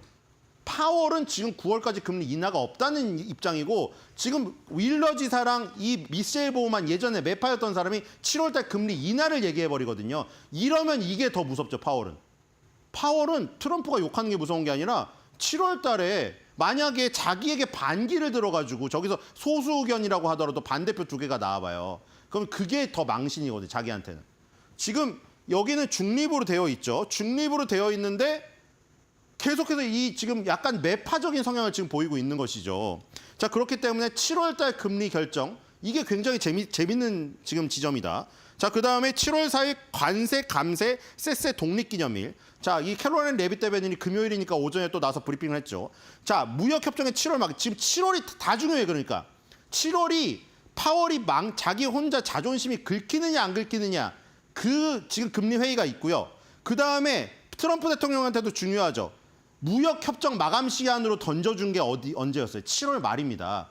7월 말까지 우리한테 고분고분 안 하면 다시 관세 막 무시무시한 숫자 나온다고 경고했던 게 7월 말이고요. 그 다음에 또 중요한 거 있죠. 7월 4일까지 뭐 갖고 오라고 했습니까? 상원에서 감세 법안 통과시켜서 내 책상에 사인하게 갖고 오라고 했어요. 지금 2개가 다 걸려 있죠, 지금. 굉장히 중요합니다, 7월 달. 지금 상원에서도 공화당 의원 중에 반대하는 의원들이 있거든요. 그리고 거기에 가장 중요한 게 그 메디케이트 삭감에 대한 얘기, 저것 때문에 그래요. 메디케이트를 삭감해서 중서민층들이 의료비 혜택을 제대로 못 받게 되는 저 부분이 있기 때문에 저기에 반대하는 공화당 의원들이 있어요. 그거를 트럼프가 설득을 시켜야 돼요, 지금. 설득을. 그래야지 저기 될 수 있거든요. 7월 4일 왜 강조하는지 알죠? 트럼프는 저런 거 좋아하기 때문에. 7월 4일이 미국의 독립기념일이니 독립기념일을 맞아서 내가 요거를 상원에서 통과된 걸 사인을 하면서 자, 미국의 독립기념일을 기념하며 나의 대규모 하나의 아름답고 위대하고 큰 이 감세 법안을 이 뜻깊은 날 통과를 시켰습니다. 이렇게 자랑하고 싶어서 그런 거예요, 지금. 그리고 7월 4일 날 만약에 저렇게 통과가 되면 7월 말에 관세를 더욱더 밀어붙여가지고 다른 나라들한테 갈취를 더할 수가 있겠죠. 거기다가 FOMC 회의에서 아까 전에 윌러 지사나 미셸 보우만이 만약 반대표를 던지거나 파월까지 만약에 마음을 돌려갖고 인하를 한다고 하면은 이제 자신의 모든 퍼즐이 7월 달에 이루어지는 이런 상황이 되겠죠. 자, 그리고 지금 오늘 미국 시간으로 오후에는 뭐가 예정되었냐. 이런 거 정말 백악관 잘하더라고요. 저번에 뭐 했습니까? 애들 불러가지고 뭐 그 아버지 어머니 그 직장 체험의 날이라고 애들 불러서 그것도 했었고, 옛날에 뭐 교육부 폐지, 수학 다 못한다 해서 수학 못하는 애들 수포자 양산한다고 교육부 폐지하면서 누구 데려갔죠? 애들 책상에 앉혀놓고 서명하는 식도 했잖아요. 그런 거 퍼포먼스 엄청 좋아요. 지금도 퍼포먼스 오늘 또 준비했습니다. 뭐요? 이제 7월 4일까지 상원 아까 메디케이드 삭감 법안에 반대하는 공화당 의원들 이 설득해갖고 어쨌든 통과를 시켜야 되니까 퍼포먼스 또 준비했습니다. 오늘 평범한 미국인들 누구냐? 법 집행관, 국경 순찰대 요원, 그 다음에 이 지금 악한 사주의 이발사, 배달기사 이런 사람들. 왜냐하면 그 감세 법안에 뭐가 포함되어 있냐면 팁에 세금 안 매기는 거. 그 다음에 저런 일반적인 사람들의 세제 혜택 이런 것들이 주어져 있기 때문에 이렇게 다양한 사람들 모아놓고 이 하나의 크고 아름다운 그리고 위대한까지 붙였죠. 위대한 법안에 대해서 일반 사람들이 얼마나 기대하고 있는가를 보여주는 거예요. 그러면서 이제 또 선전하겠죠. 봐라, 이렇게 많은 사람들이 지지하고 있는데 공화당 의원들 너네 반대표 하나 던졌다가 이걸 망치게 되면 책임은 너에게 있다. 또 이겁니다. 지금 이런 거 준비 정말 잘하죠. 자, 그리고 이번에 그 나토 회의에 참석한 거에다가 지금 백악관 홈페이지에서 데디스 홈이라는 노래를 붙여서 뮤직비디오처럼 나왔는데 이거 몇 번 들었더니 중독되겠더라고요. 엄청 중독적이에요. 데디스 홈 해가지고 지금 계속 따라 부르게 되거든요. 이런 거 진짜 잘하더라고요. 자, 그래서 나토 정상회의에서는 트럼프를 아빠라고 부를 정도로 막 찬양을 했습니다. 그리고 아까 전에 우크라이나 기자랑 대화에서도 약간 아빠 같은 모습이 보이기도 했어요. 약간 딸을 위로하면서 남편이 군대에 있어 내가 도와줄게, 패트리어트 줄게. 그러니까 트럼프는 어떤 얼굴이 진짜 얼굴인지 모르겠지만 굉장히 다양한 얼굴을 갖고 있는 건 맞는 것 같습니다. 그래서 이거를 지금 제가 다 종합을 해서 한 줄 매드평을 해보겠습니다. 데디스 홈, 아빠가 화났을 땐 You are fired.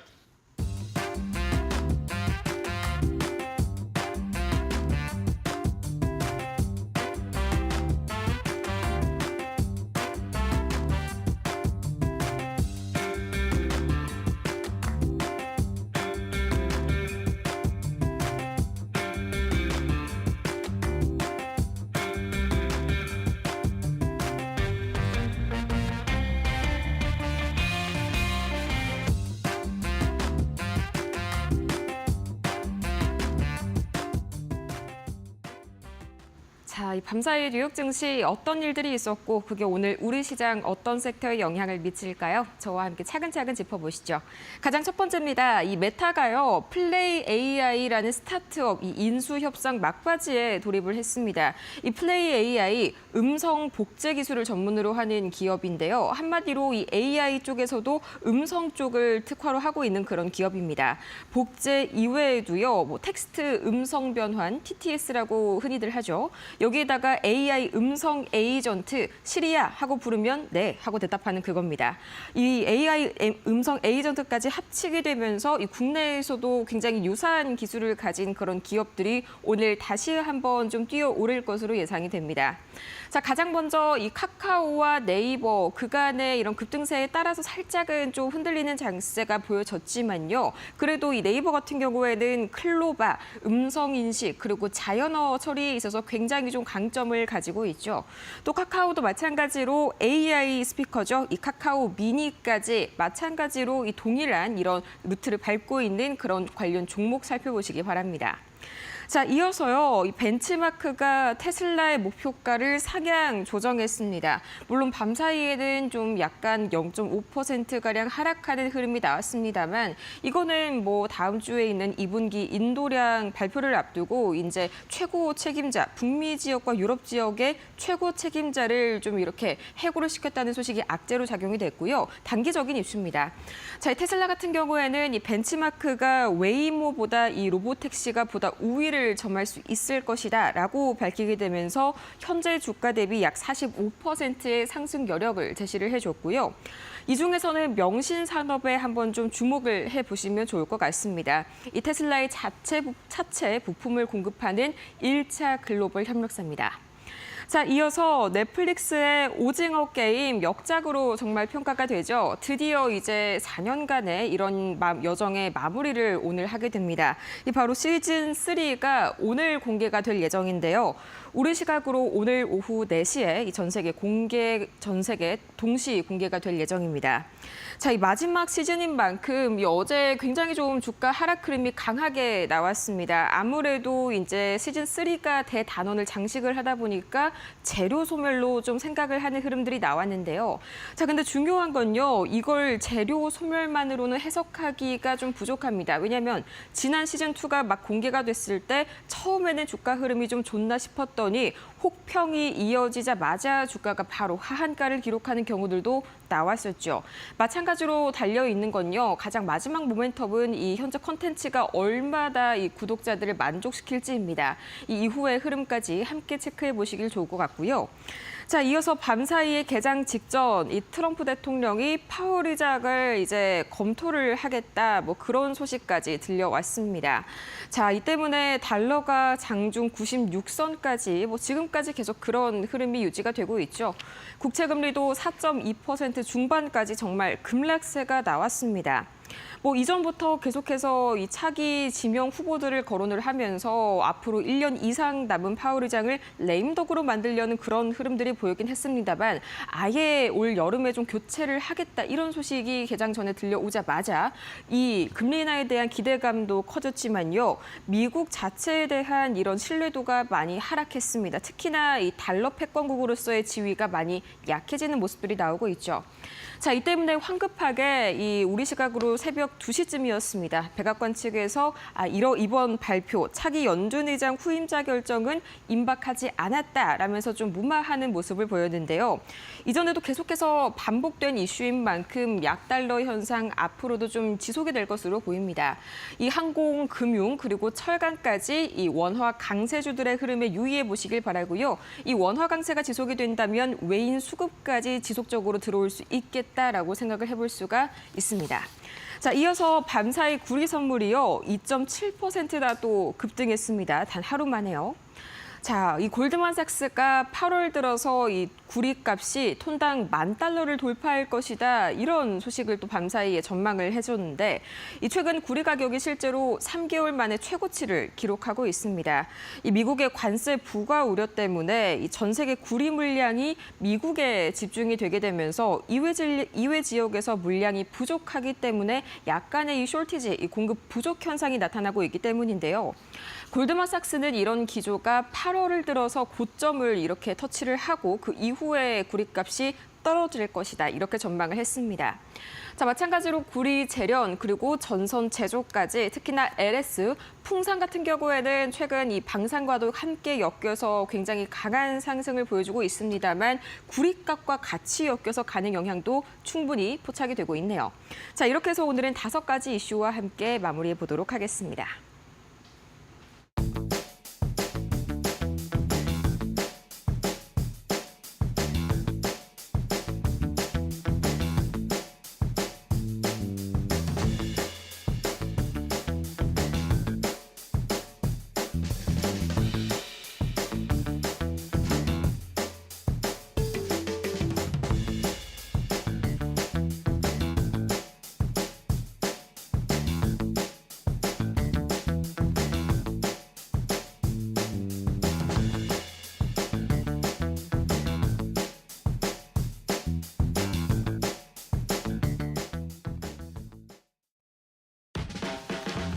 네, 여러분 안녕하십니까. 6월 17일 금요일입니다. 날이 좀 많이 흐립니다. 습도도 좀 높고요. 그래도 금요일입니다. 이 한 주 또 많이 씻었습니다. 오늘 이데일리 신문에 어떤 내용 나왔는지 또 살펴보도록 하겠습니다. 오늘은 주로 증권면 중심으로 증권과 산업 그래서 좀 시장에 좀 관심이 좀 될 만한 내용들 중심으로 좀 내용을 준비를 했습니다. 자, 오늘 증권면 톱 기사는 이겁니다. 방산 타고 날아오른 외인, 배터리에 발목 잡힌 개미. 이제 외국인과 개인들 중심으로 이제 이 각 투자 주체들의 수익률 비교 이거 참 언론에서 하기가 참 좀 쉽죠. 재밌기도 하고요. 이제 상반기가 사실 이제 며칠 안 남았기 때문에 올 상반기를 평가를 했습니다. 올 상반기는 일단 전체적으로 보시면 4월 초죠. 4월 9일이 보통 저점인데 이 4월 그때 한참 관세액이 심할 때 이때를 저점으로 해서 코스피가 거의 30% 오를 정도의 드라마틱한 그런 성장을 좀 보였습니다. 자, 근데 이 성장의 소위 말하는 이제 과실을 누가 더 많이 가져갔느냐 이 얘기를 좀 해보도록 하겠습니다. 표를 먼저 한번 보시죠. 외국인이 올 상반기에 순매수한 상위 5개 종목을 좀 보면은요. SK하이닉스, 한화에어로스페이스, 한전, LIG 넥스원, 삼양식품 뭐 이렇게 5종목입니다. 지금 옆에 보시죠. 왼쪽에는 이제 개인들이 산 상위 순매수 5개 종목입니다. 삼성 SDI, 현대차, 한화오션, LG전자, SK텔레콤 이런 순입니다. 보시면요. 외국인의 5개 종목의 평균 수익률이 플러스 37%입니다. 평균이 37%라는 얘기면 이거보다 훨씬 높은 종목도 있을 거라는 얘기인데 보니까 한화에어로가 62%, 한전이 51%, LIG 넥스원이 48% 이렇게 성장을 좀 하는 수익을 내는 그런 모습을 좀 보였고요. 반면에 개인들은 평균 4.9%의 수익률을 냈습니다. 지금 보시면 왼쪽에 개인들 거 보시면 현대차가 18% 정도 수익을 낸 거하고 SK텔레콤이 10% 수익을 냈죠. 그러니까 두 자릿수 수익을 낸 종목이 2개밖에 안 되고 삼성 SDI는 이제 마이너스죠. 마이너스 거의 두 자릿수입니다. 나머지 하나오션, LG전자는 뭐 그냥 1% 정도 수익률이고요. 의외로 조선주가 썩 그렇게 뛰어난 수익률을 내지 않았다는 게 눈에 띄죠. 그다음 외국인 수익률을 보시면 방산주가 아주 기염을 토했다는 것도 다시 한번 확인해 볼 수가 있겠습니다. 이게 참 근데 외국인 따라가기, 외국인 따라잡기 이 투자 전략은 정말 오래된 투자 전략입니다. 근데 참 쉽지 않죠. 보면은 개인들이 사는 종목과 외국인들이 사는 종목은 참 극명하게 엇갈립니다. 이번 상반기도 외국인은 방산주에 집중을 했던 반면에 개인은 조선보다도 2차 전지 여전히 2차 전지 좀 여전하고요. 그다음에 조선 쪽에 좀 힘을 쏟았는데 어쨌든 결과적으로 봤을 때는 현격한 37%대 4%, 4.9% 그러니까 한 5% 정도 보면 한 7분의 1 정도의 수익률을 낸 거죠. 작년 그 하반기 특히 외국인이 작년 8월부터 본격적으로 매도를 시작한 이후부터 보면 더더군다나 이 외국인과 개인의 수익률 차이는 더 두드러집니다. 이런 상황이 이제 하반기에도 계속 갈지 여부 뭐 또 이제 봐야 되겠습니다만은 일단 역시 상반기에도 외국인이 개인들에 비해서는 훨씬 더 높은 수익률을 내는 그런 모습을 보이고 있다. 이쯤 되면 외국인들이 지금 사고 있는 종목들을 한번 좀 스크리닝 해볼 필요도 있지 않겠나 그런 생각도 좀 듭니다. 뭐 쉽게 찾을 수 있습니다. 요즘 외국인들이 주로 뭘 사는지 그것들을 한번 좀 이렇게 주기적으로 예를 들어 이번 주에는 주로 뭘 샀는지 최근 한 달 동안은 주로 뭘 샀는지 이런 것들을 한번 좀 주기적으로 체크해 보시는 것도 내가 사실 지금 뭘 사야 될까 고민하시는 분이시라면 한번 좋은 또 투자 포인트가 되지 않을까 생각이 듭니다. 자, 두 번째 얘기는 하이닉스 얘기를 좀 끄집어내려고요. 이 얘기를 좀 온라인에서 가져왔습니다. 마이크론 테크놀로지 실적 발표가 됐죠. 주가도 뭐 당일 많이 올랐고 오늘은 조금 뭐 좀 떨어지는 모습 보이긴 했습니다만 미국에서도 마이크론에 대한 목표 주가 상향 소식이 잇따르는 거 보면 긍정적으로 보고 있는 거는 뭐 분명한 것 같습니다. 뭐 여러 가지 얘기가 있는데 그 중에서도 역시 우리하고 봤을 때 가장 관심사는 HBM이죠. 왜냐하면 지금 마이크론 테크놀로지가 HBM4 샘플까지 좀 만들어서 지금 테스트를 좀 그 납품사들한테 테스트를 하고 있는 상황이니까 굉장히 빠르게 SK텔레콤을 좀 따라오고 있는 그런 상황입니다. 하이닉스가 지금 먼저 출발을 했습니다만 이제 3개월 정도 차이인데 중요한 거는 이 차이가 계속 줄어든다고 그러면 좀 부담스러운 거죠. 하이닉스 주가도 지금 나옵니다만 최근 한 달 새 40%가 올랐습니다. 29만 원까지 좀 올라 있는 그런 상황이고요. 4월 9일 날 16만 2,700원이 이게 저점이었거든요. 연저점. 여기에서부터 보면 대략 한 70여일 사이에 두 달 한 반 가까이 되는 사이에 50% 주가가 급등을 한 그런 모습이 좀 나타나고 있습니다. 최근에 반도체주들 꿈틀거리고 있는 거 역시 주도를 좀 하고 있고요.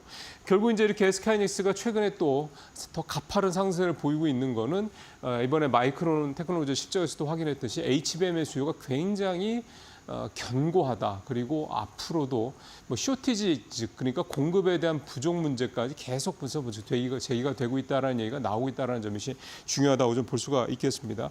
반면에 삼성전자는 좀 안타깝죠. 계속 이런 상황이 좀 반복이 되고 있어서 삼성전자 최근 3개월 새 이제 6만 원 딱 지키고 있는 정도. 어제도 하이닉스가 어제 같은 하락장에서 하이닉스는 2% 넘게 올랐지만 삼성전자는 반대로 2% 가까이 떨어졌거든요.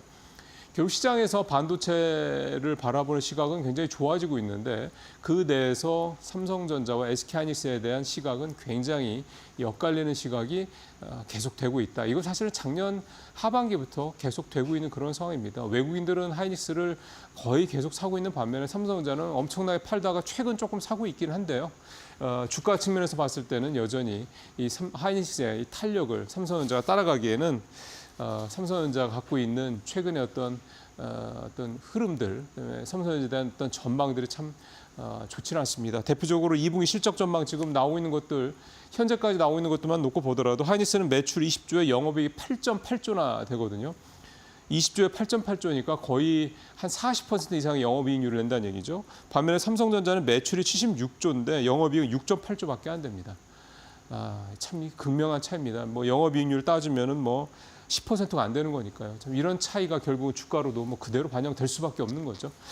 자, 세 번째 얘기는 식료품, 음식료주 얘기를 좀 해보죠. 삼양식품이 워낙에 잘 나가니까요. 앞서 잠깐 보셨습니다. 첫 기사에서도 외국인이 삼양식품을 상반기에만 33%가 넘는 그런 수익률을 냈다 말씀을 드렸었습니다만, 자, 그렇다면은 농심이나 오리온 같은 또 이 음식료 중에 대장주들은 도대체 뭐가 문제일까라는 생각을 해볼 수밖에 없습니다. 지금 주가 보시면 농심은 계속 떨어지고 있죠.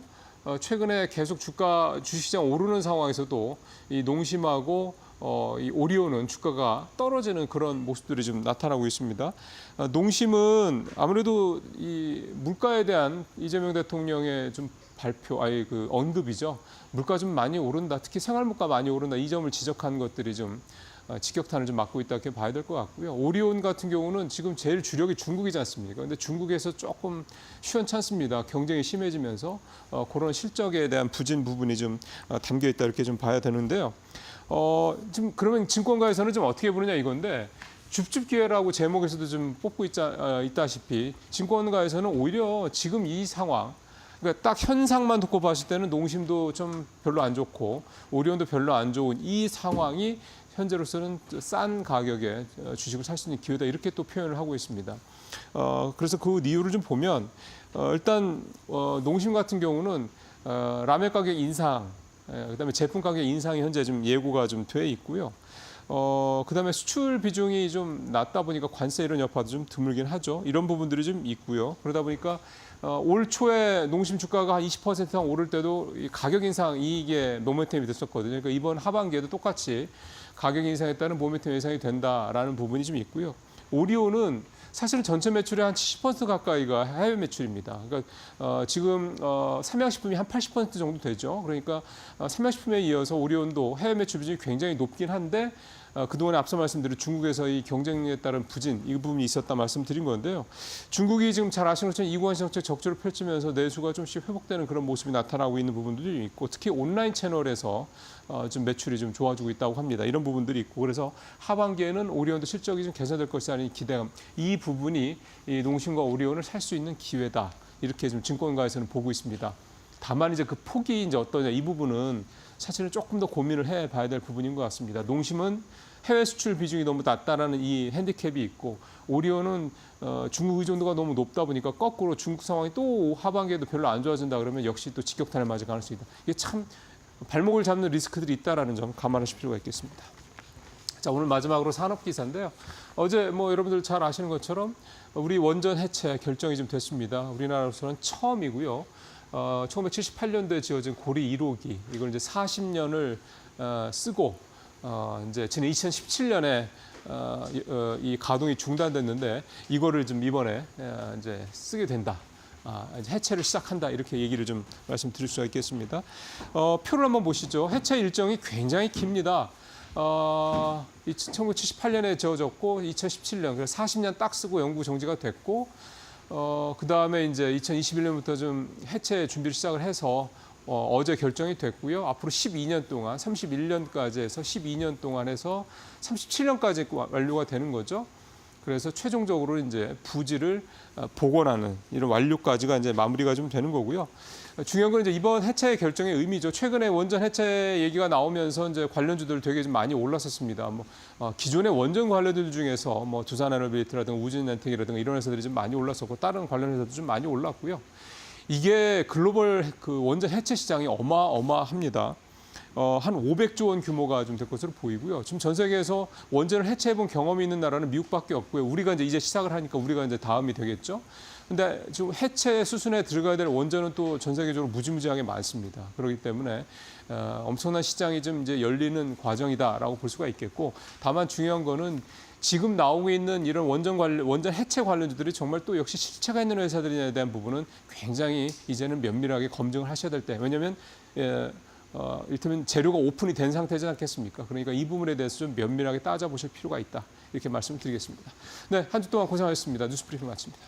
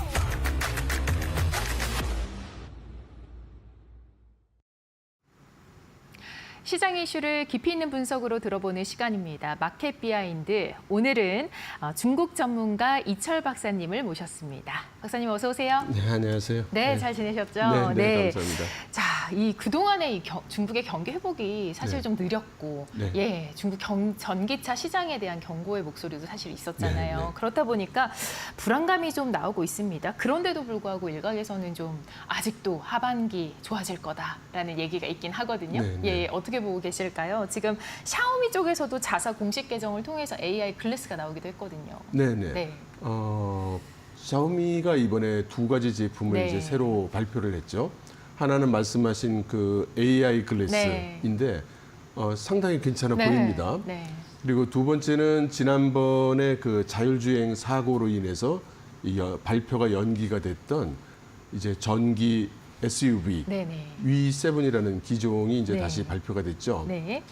샤오미는 상당히 자신감 있게 그렇게 발표를 하고 있습니다. 그런데 사실 보면은 그 제품을 뜯어보면 샤오미가 가지고 있는 하나의 특징이 세계 첨단 제품에 못지않은 성능과 디자인을 중국만이 가능한 가격으로 낸다. 뭐 이런 것인데요. 지금 AI 글래스 같은 경우에도 샤오미가 가지고 있는 LLM 모델이라든가 네. AR이라든가 AI 그 강화 기능 같은 것이 전부 들어갔고 디자인도 상당히 그 훌륭해서 반응은 좋은 것 같습니다. 네. SUV 같은 경우에도 지금 중대형 SUV인데 가격이 25만 위안 정도여서 상당히 파격적이죠. 그런가 하면 또 이제 전기차도 지금 SU7 전기차 네. 출시 1년 만에 테슬라 모델 Y를 겨냥해서 네. 이제 출시가 또 됐잖아요. 네. 예. 이 부분이 이제 또 강력한 모멘텀이 될 것 같기도 합니다. 예, 사실 처음 발표했던 모델은 맥라렌 스타일의 이 스포츠카였어요. 그래서 일종의 슈퍼카였죠. 당연히 가격이 비쌌고 네. 그러니까 그 자동차는 샤오미가 자신의 기술력을 강조하기 위한 제품이라고 봐야 될 것 같고요. 네. 이번에 발표된 것은 SUV로 대중성이 있는 가격 또한 대중성이 있는 가격으로 내는 것이어서 네. 실제로 시장에 끼치는 영향은 이번 제품에 더 기대를 걸고 있어 보입니다. 네. 이 중국의 이 전기차에 대한 어떤 소식도 있고 그런가 하면 또 전기차 제조업체 비아디 얘기를 안 할 네. 수가 없는데 우리가 사실 이 비아디가 테슬라를 제치고 우뚝 서게 네. 되면서 상당히 주목을 했었잖아요. 네네. 그런데 또 최근에 들려오는 소식은 판매 부진 그리고 재고 증가에 좀 직면을 네, 하면서 생산 속도를 조정하고 있다는 소식이 있네요. 네, 사실 BYD뿐만 아니라 네. 지금 중국 전기 자동차 업계가 공통적으로 겪고 있는 현상이죠. 네네. 지나치게 생산하지 않았는가, 네네. 재고가 너무 많지 않은가, 너무 많이 밀어내기식 수출을 해놓고 그 고통을 겪고 있는 게 아닌가, 네. 이제 이런 지적들이 이어지고 있습니다. 그리고 그 모든 것들은 이제 사실로 생각이 되고요. 다만 제 입장에서 한 가지 많은 분들에게 지적드리고 싶은 거는 이번에 그 샤오미 이번에 비아디가 겪고 있는 지불 지연 문제, 이것은 사실 중국의 거대 기업과 거래하는 거의 모든 협력업체가 겪는 현상이고요. 몇 달 정도 후에 결제를 해주는 건 지금 현재 중국 시장 환경에서는 거의 보편적 현상입니다. 네네. 심지어 1년, 2년이 넘도록 그 지불이 지연되는 경우도 많이 있고요. 네. 이번에 우리가 주의해야 될 것은 여기에 대한 중국 정부의 직접 개입과 그리고 행정 지도가 시작이 됐다는 게 더 주의해야 될 점인 것 같습니다. 그리고 비아디에 대해서뿐만 아니라 중국 국영 기업들에 대해서도 너희들 가지고 있는 그 지연된 지불들을 모두 정상적으로 지불하라 이렇게 독려를 시작했거든요. 네. 아마 이런 정책이 중국 기업들에게 주는 대단히 그 환영받을 시그널이기도 하고요. 또 많이 지적되고 있는 내수 진작 정책의 한 방편이기도 할 것 같습니다. 네네. 그렇습니다. 경영 악화로까지 가진 않을까라는 걱정도 되거든요. 네. 전기 자동차 업계 중에서 예. 비아디는 가장 보수적인 경영을 하고 있는 것으로 알려져 있습니다. 네네. 그래서 비아디가 이렇게까지 한 그 배경에는 사실은 정부의 동료가 있지 않았겠는가. 모든 정황이 경기 진작을 해야 된다고 그렇게 가리키고 있는데 네. 경기 진작이 잘 안 되니까 네. 또 GDP도 올려야 되니까 네. 비아디 같은 거대 기업 그리고 산업 연관 효과가 큰 기업한테 많이 생산하도록 독려를 한 것이라고 네. 생각이 되고요.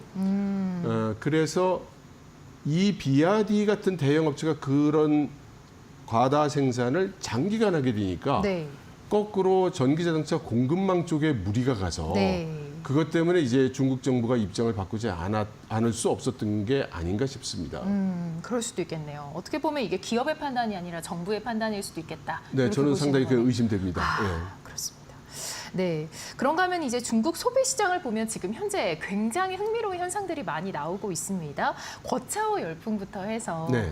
알리익스프레스 또 판도더 이런 플랫폼을 이용해서 극단적인 가성비를 추구하는 열풍도 불고 있는데 네, 네. 이런 어떤 재미있는 현상들 네. 단순한 사회적인 현상일까요? 아니면 좀 거시적인 경제에 영향을 받는 현상일까요?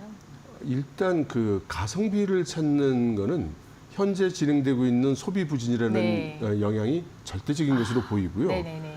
실제로 지금 거의 과거 한 5년 정도에 걸쳐서 중국의 고용 상황이 계속해서 악화돼 왔어요. 따라서 많은 사람들이 지금 소득이 줄어들었고 거기다가 부동산까지 엉망이 되니까 돈을 쓰기가 힘들죠. 따라서 자연스럽게 가성비 위주로 시장이 변할 수밖에는 없습니다. 네네. 여기서 고차오라는 풍조는 사실은 우리 중국산도 세계 인류 제품 못지않아 우리 중국의 문화 제품, 우리 중국 브랜드도 뭐 세계 제일이야. 뭐 이런 것인데요. 이것은 상대적으로 고급품에 대해서 내려지고 있는 소비자의 판단이고 그리고 이 조류이기 때문에 당연히 이제 가성비 위주의 소비와는 대조적으로 보이긴 하지만 네. 실제로 그 영역에 들어가서 보면 훨씬 더 비싸고 훨씬 더 고급인 세계 인류 브랜드보다는 가격이 저렴하죠. 그래서 이것을 모순된 현상으로 볼 수는 없을 것 같고요. 어떻게 보면 한결이다. 네, 한 네네. 조류라고도 볼 수 있을 것 같습니다. 네네. 그런가 하면 이제 중국 베이징 오픈 경매에서 피규어가 네. 2억 원이 넘는 가격에 낙찰이 돼서 네. 또 화제가 되고 있다고요? 네. 예. 지금 일부에서 일어나고 있는 기이한 현상들은 네. 대중적인 소비의 패턴과는 좀 다른 그런 소비 패턴이 일어나고 있다는 것인데요. 네네. 실제로 지금 말씀하신 그런 소비에 해당이 되는 게 지금 제품 이름을 제가 라부부라고. 예, 라부부라는 인형이 요즘 중국에서 대인기입니다. 네. 이게 어떤 사회 현상으로 대표적인 사회 현상으로 이렇게 이야기되고 있는데요. 네. 이 라부부는 그 유럽에서 주로 활동하던 중국인 디자이너가 디자인한 인형이에요. 네네. 근데 이게 북유럽에서 굉장히 인기를 끌다 보니까 공급이 모자라서 이미 그 중고품 시장에서 2배, 3배 되는 가격으로 유통이 되고 있다고 네. 합니다.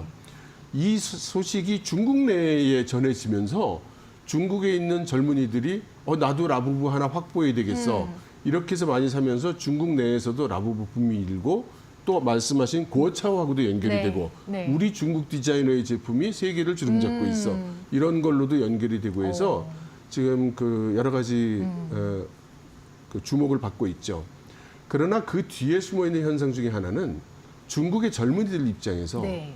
지금 취업도 잘 안 되고 취업이 돼도 봉급이 적고 네. 그러다 보니까 돈을 쓰긴 어렵고 앞으로 자산을 형성하고 싶은데 그 방법은 안 보이고 그러다 보니까 이런 라부부 인형을 사두면 네. 나중에 이게 가격이 오르니까 이게 좋은 희귀하니까. 투자다. 예. 네네. 사실은 옛날에 보면은 그 우리 많이들 자셨던 네. 보이차 예. 또 그런 붐이 일었었고요.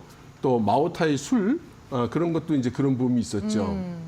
그래서 부자들은 마오타이를 한 100병, 뭐 한 트럭 일단 보유하고. 예, 보유해서 창고에 놓으면 네네. 1, 2년 후면 또 몇 배 가격이 되니까 네네. 예, 그런 일들이 많이 있었습니다. 이걸 또 이제 거차오 열풍의 하나의 예시로 좀 봐주신 것 같습니다. 자, 이제 중국 내수의 수요가 약해지면 공급과의 우려가 좀 올라가잖아요. 네. 이 수출 압박도 심해질 수 있고 또 여러 가지 이런 안 좋은 영향들이 있을 수 있는데 내수 회복이 좀 성급할 것 같습니다. 어떤 키워드, 어떤 열쇠를 가지고 중국 내수가 회복이 될 수 있을까요? 지금 중국에서 내수 진작을 해야 된다는 거는 네. 정부도 알고 기업도 알고 국민도 알고 심지어 미국도 알고 유럽도 알고 전 세계가 다 알고 있습니다. 그러니까 지금 내수 진작을 하기 싫어서 안 하는 게 아니고 네. 중국 정부 입장에서는 한다고 하는데 그 효과를 보지 못하고 있는 거죠. 그런데 그 중국같이 거대한 규모의 경제에서는 어떤 그 수단을 조금 바꾼다고 해서 그 해결이 되지는 않는 것 같습니다. 그러니까 근본적으로 가장 중요한 것은 국민들의 소득이 지금 제대로 발생하지 않고 있기 때문에 이 소득 문제를 해결해 주지 않는 한 소비 진작은 큰 결과를 보기 어려울 것 같다. 지금 이구 환신 정책으로 억지로 이끌어내고 있는 그런 소비 경향도 이구 환신 정책이 사라진다면 과연 이어질 수 있는가? 이것조차 지금 의심을 받고 있고 또 일부 지방 정부에서는 그 세수가 줄어들다 보니까 이구 환신에 쓸 예산이 모자라서 이구 환신 오늘까지 뭐 이런 성들도 많이 나오고 있거든요. 그래서 당분간 단기간 내에 중국의 내수 시장에 큰 전환점이 올 거라고는 예상하기 어려울 것 같습니다. 그러면 참 이 전략구를 찾기가 탈출구를 찾기가 네. 어려워 보이는데 이 가운데 외부 변수도 있잖아요. 네. 미중 관계라는 네. 그 정말 단연히 떼어놓을 수 없는 그 외부 변수가 있는데 지금 현재 시간으로 26일에 트럼프 대통령이 이제 우리는 이제 막 어제 막 중국과 서명을 했다라고 발언을 했습니다. 네, 이게 네. 뭐에 대한 서명인지는 잘 모르겠습니다. 네. 그런데 밝히지 않았기 때문에 모르겠지만 이 미중 관계에 대한 양상이 또 어떻게 흘러갈지에 대해서 우려감을 낳고 있긴 하거든요. 네, 네. 어떻게 보실까요? 저는 기본적으로 미중 관계는 구조적인 문제가 있고 그래서 단기적으로 해결되기 어렵다고 생각합니다. 이미 그 미국 백악관 대변인이 7월 8, 9일에 이 유예 기간이 종료가 되는데 연장될 수도 있다는 암시를 했죠. 그것 또한 현재 미중의 그 관세 협정 또는 무역 협정 협상이 사실 단기간 내에 되지 않는다는 것을 이제 시사하는 것이라고 생각합니다. 물론 그 대상은 전 세계이긴 하지만 말이죠. 그리고 중국 쪽에서도 그 히토리를 무기로 썼었는데 히토리를 풀어주고 유럽 쪽은 가시적으로 풀어주는 과정이 시작됐다고 얘기를 하지만 그 내용을 자세히 들여다보면 모두 무기라든가 군사적 목적으로 전용될 수 없는 소위 민관 양용 대상이 되는 물질은 배제한 것이거든요. 그래서 이게 지금 완전히 그 해소됐다고 볼 수 없고 또 이 미중 간의 그 원하는 것들이 네. 서로 지금 그 엇갈리고 마주치지 않고 있기 때문에 아마 비관적인 전망을 그런 상황도 좀 고려하셔야 되는 게 아닌가 싶습니다. 기술 압박은 더 거세질까요? 기술 압박은 더 거세질 것은 뭐 틀림없습니다. 그리고 내년부터 중국이 이제 15차 5개년 계획에 들어가거든요. 네. 매 5개년 계획이 발표될 때마다 중국은 5년 후에 이룰 결과를 이렇게 그 목표로 선언을 하는데요. 아마 다음 5개년 계획에서는 기술 독립, 자주기술 개발이 큰 목적이 될 것 같고 아마 그 목표 수준도 지금까지는 미국이나 유럽의 기술을 따라잡는 쪽에 있었다면 네. 아마 다음 5개년 계획에서는 미국의 기술을 추월하는 그런 목표를 세울 것으로 추정이 됩니다. 그런데 어떻게 보면 이 트럼프 행정부 일기 때와 지금이랑은 좀 비교를 했을 때 사실은 많은 대비를 한 것 같긴 합니다. 네, 그때랑 네. 비교를 했을 때는. 네, 네. 그러나 또 앞으로도 아마 자국의 기술력을 확보하는 데에 더욱 집중할 것이다. 이렇게 보시는 거죠. 네, 그렇습니다. 알겠습니다. 네. 자, 중국이 그런가 하면 이제 전기차와 배터리, AI 등 첨단 산업에 집중적으로 육성을 하면서 이 분야의 우리 기술과의 경쟁도 굉장히 치열해지고 있거든요. 중국의 신성장 산업에 대해서는 현재 어떤 시각으로 보고 계세요? 지금 우리가 이제 주로 거론하고 있는 중국의 새로운 기술 제품, 네. 전기 자동차라든가 배터리라든가 이것은 중국에서는 다음 5개년 계획에서 미래 산업에서 제외됐습니다. 그러니까 일종의 정책적 지원을 더 이상 하지 않아도 되는 이미 완성된 정책으로 지금 보는 것 같고요. 네. 다음 시대에서 중국이 직준 투자할 기술 분야는 그 외 부분.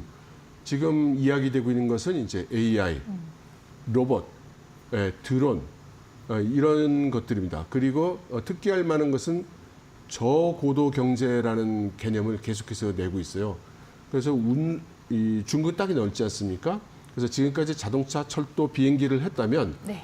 1km 상공 내에 돌아다니는 드론, 무인 택시 이런 것들과 연계하는 그것을 대규모로 추진할 걸로 생각이 됩니다. 앞으로 또 전망이 엄청 좋은 분야 아닙니까? 그죠? 무시무시할 것 예. 같습니다. 예. 중국이 또 한다니까 더 기대가 되는데, 자, 여러 이런 도전 과제들이 아직도 산재하고 있습니다. 중국의 이제 경제의 장기적인 성장력은 좀 그러면 긍정적으로 보시겠네요. 저는 시쳇말로 네. 다음 그 5개년 계획에서 중국은 뭐 아니면 도가 되지 않을까 이런 생각이 많이 들어요. 왜냐하면은 기존의 선진국을 따라잡는 형태의 경제 정책이 이제 더 이상 불가능하고 네. 그렇기 때문에 기술 혁신을 통한 새로운 비즈니스로 나가겠다는 것인데 네. 이게 쉽지가 않지 않습니까? 네. 모두들 거기서 맞습니다. 발전의 그렇죠. 체증 네네. 현상을 네. 겪게 되고요. 과연 중국이 이 난관을 뚫을 수 있을 것인가 없을 것인가 뚫어낸다면 그야말로 G2다운 G2로 성장할 것이고 뚫어내지 못한다면 저희가 지금 보고 있는 중국 경제의 난맥상이 당분간 계속되지 않을까. 그 어느 쪽이 나올지는 정말 추측하기 어렵습니다. 사실 저희가 경쟁도 하지만 의존도 하고 있는 나라다 보니까 좀 어떻게 보면은 잘 됐으면 하는 마음도 약간은 있거든요. 예, 공급망이라는 게 원래 이 갈등이 생길 때는 네. 수요처 측이 마음이 급해지는 거고요. 네. 협력이 잘 될 때는 공급자 측이 마음이 네네. 급해지게 됩니다. 네네. 그런데 지금 앞으로 일어날 현상을 보면 세계 정세가 더욱 모순이 심화될 가능성이 크죠. 그렇게 되면 어딘가로부터 무엇을 사와야만 되는 국가. 네. 사실 대표적인 나라가 저희 대한민국입니다. 네. 그래서 저희가 더 고통을 받을 가능성이 크기 때문에 중국 관계에 있어서도 네. 우리가 중국에 수출하는 면이 그동안 많이 강조된 면이 있는데 앞으로는 중국에서 어떻게 공급원을 제대로 확보하느냐 이런 쪽으로도 생각을 많이 해야 될 것 같습니다. 또 다른 시각에서도 염두를 해야 된다라고 하셨습니다. 자, 항생 지수가 그런가 하면 연초에 굉장히 가파르게 상승을 하고 있거든요. 네. 자, 중국의 이 중화권 증시에 대한 접근 전략은 좀 어떻게 보고 계실까요? 저는 지금 그 중국의 주가가 뛰고 있는 거는 크게 두 가지 요인이 있다고 생각합니다. 네. 하나는 미중 관계가 실제보다 네. 상당히 그 포장이 돼서 모순이 많이 해결된 것으로 보는 여론들이 많아요. 네. 그렇기 때문에 중국에 대한 투자에 좀 리스크를 줄여보는 경향이 네. 있고, 반면에 이제 미국 쪽이 어지럽고 이러다 보니까 세계적인 자금들이 중국 쪽으로 많이 흘러 들어가고 있습니다. 그 결과 이제 중국 쪽 증시라든가 중국 쪽의 자산의 가치가 높게 평가가 되고 있는 거죠. 네. 이런 현상은 당분간 계속이 될 텐데, 하반기에 만일 미중 간의 관계가 사실은 그렇게 원만하게 돌아가지 않는다 네. 쪽으로 소식들이 나오기 시작하면 상황은 많이 바뀔 수 있을 것으로 봅니다. 그러면 이제 미중 간의 관계를 좀 더 집중해서 저희도 봐야 되겠네요. 네, 만일 미중 관계가 호전된다면 네. 중국이 그 금융시장을 개방할 가능성이 꽤 있습니다. 네. 만일에 중국이 금융시장을 개방하게 된다면 세계적인 자본들 또 투자들이 중국으로 거의 몰릴 수도 있겠어요. 밀집할 가능성도 있습니다. 그런 어떤 가능성도 있다는 점까지 말씀을 해주셨습니다. 자, 오늘은 이 가깝고도 먼 나라 중국에 대한 이야기를 해봤습니다. 중국의 산업에 대한 얘기부터 또 증시에 대한 전망까지 여러 가지 유의미한 얘기들 많이 해주셨는데요. 우리나라 투자자들에게 조금 더 가깝게 느껴지는 시간이길 바랬습니다. 자, 마켓 비하인드 오늘 중국 전문가 이철 박사님과 함께했습니다. 박사님 고맙습니다. 네, 감사합니다. 네, 잠시 후 마켓나우 1부가 시작됩니다. 시청해주신 여러분 고맙습니다.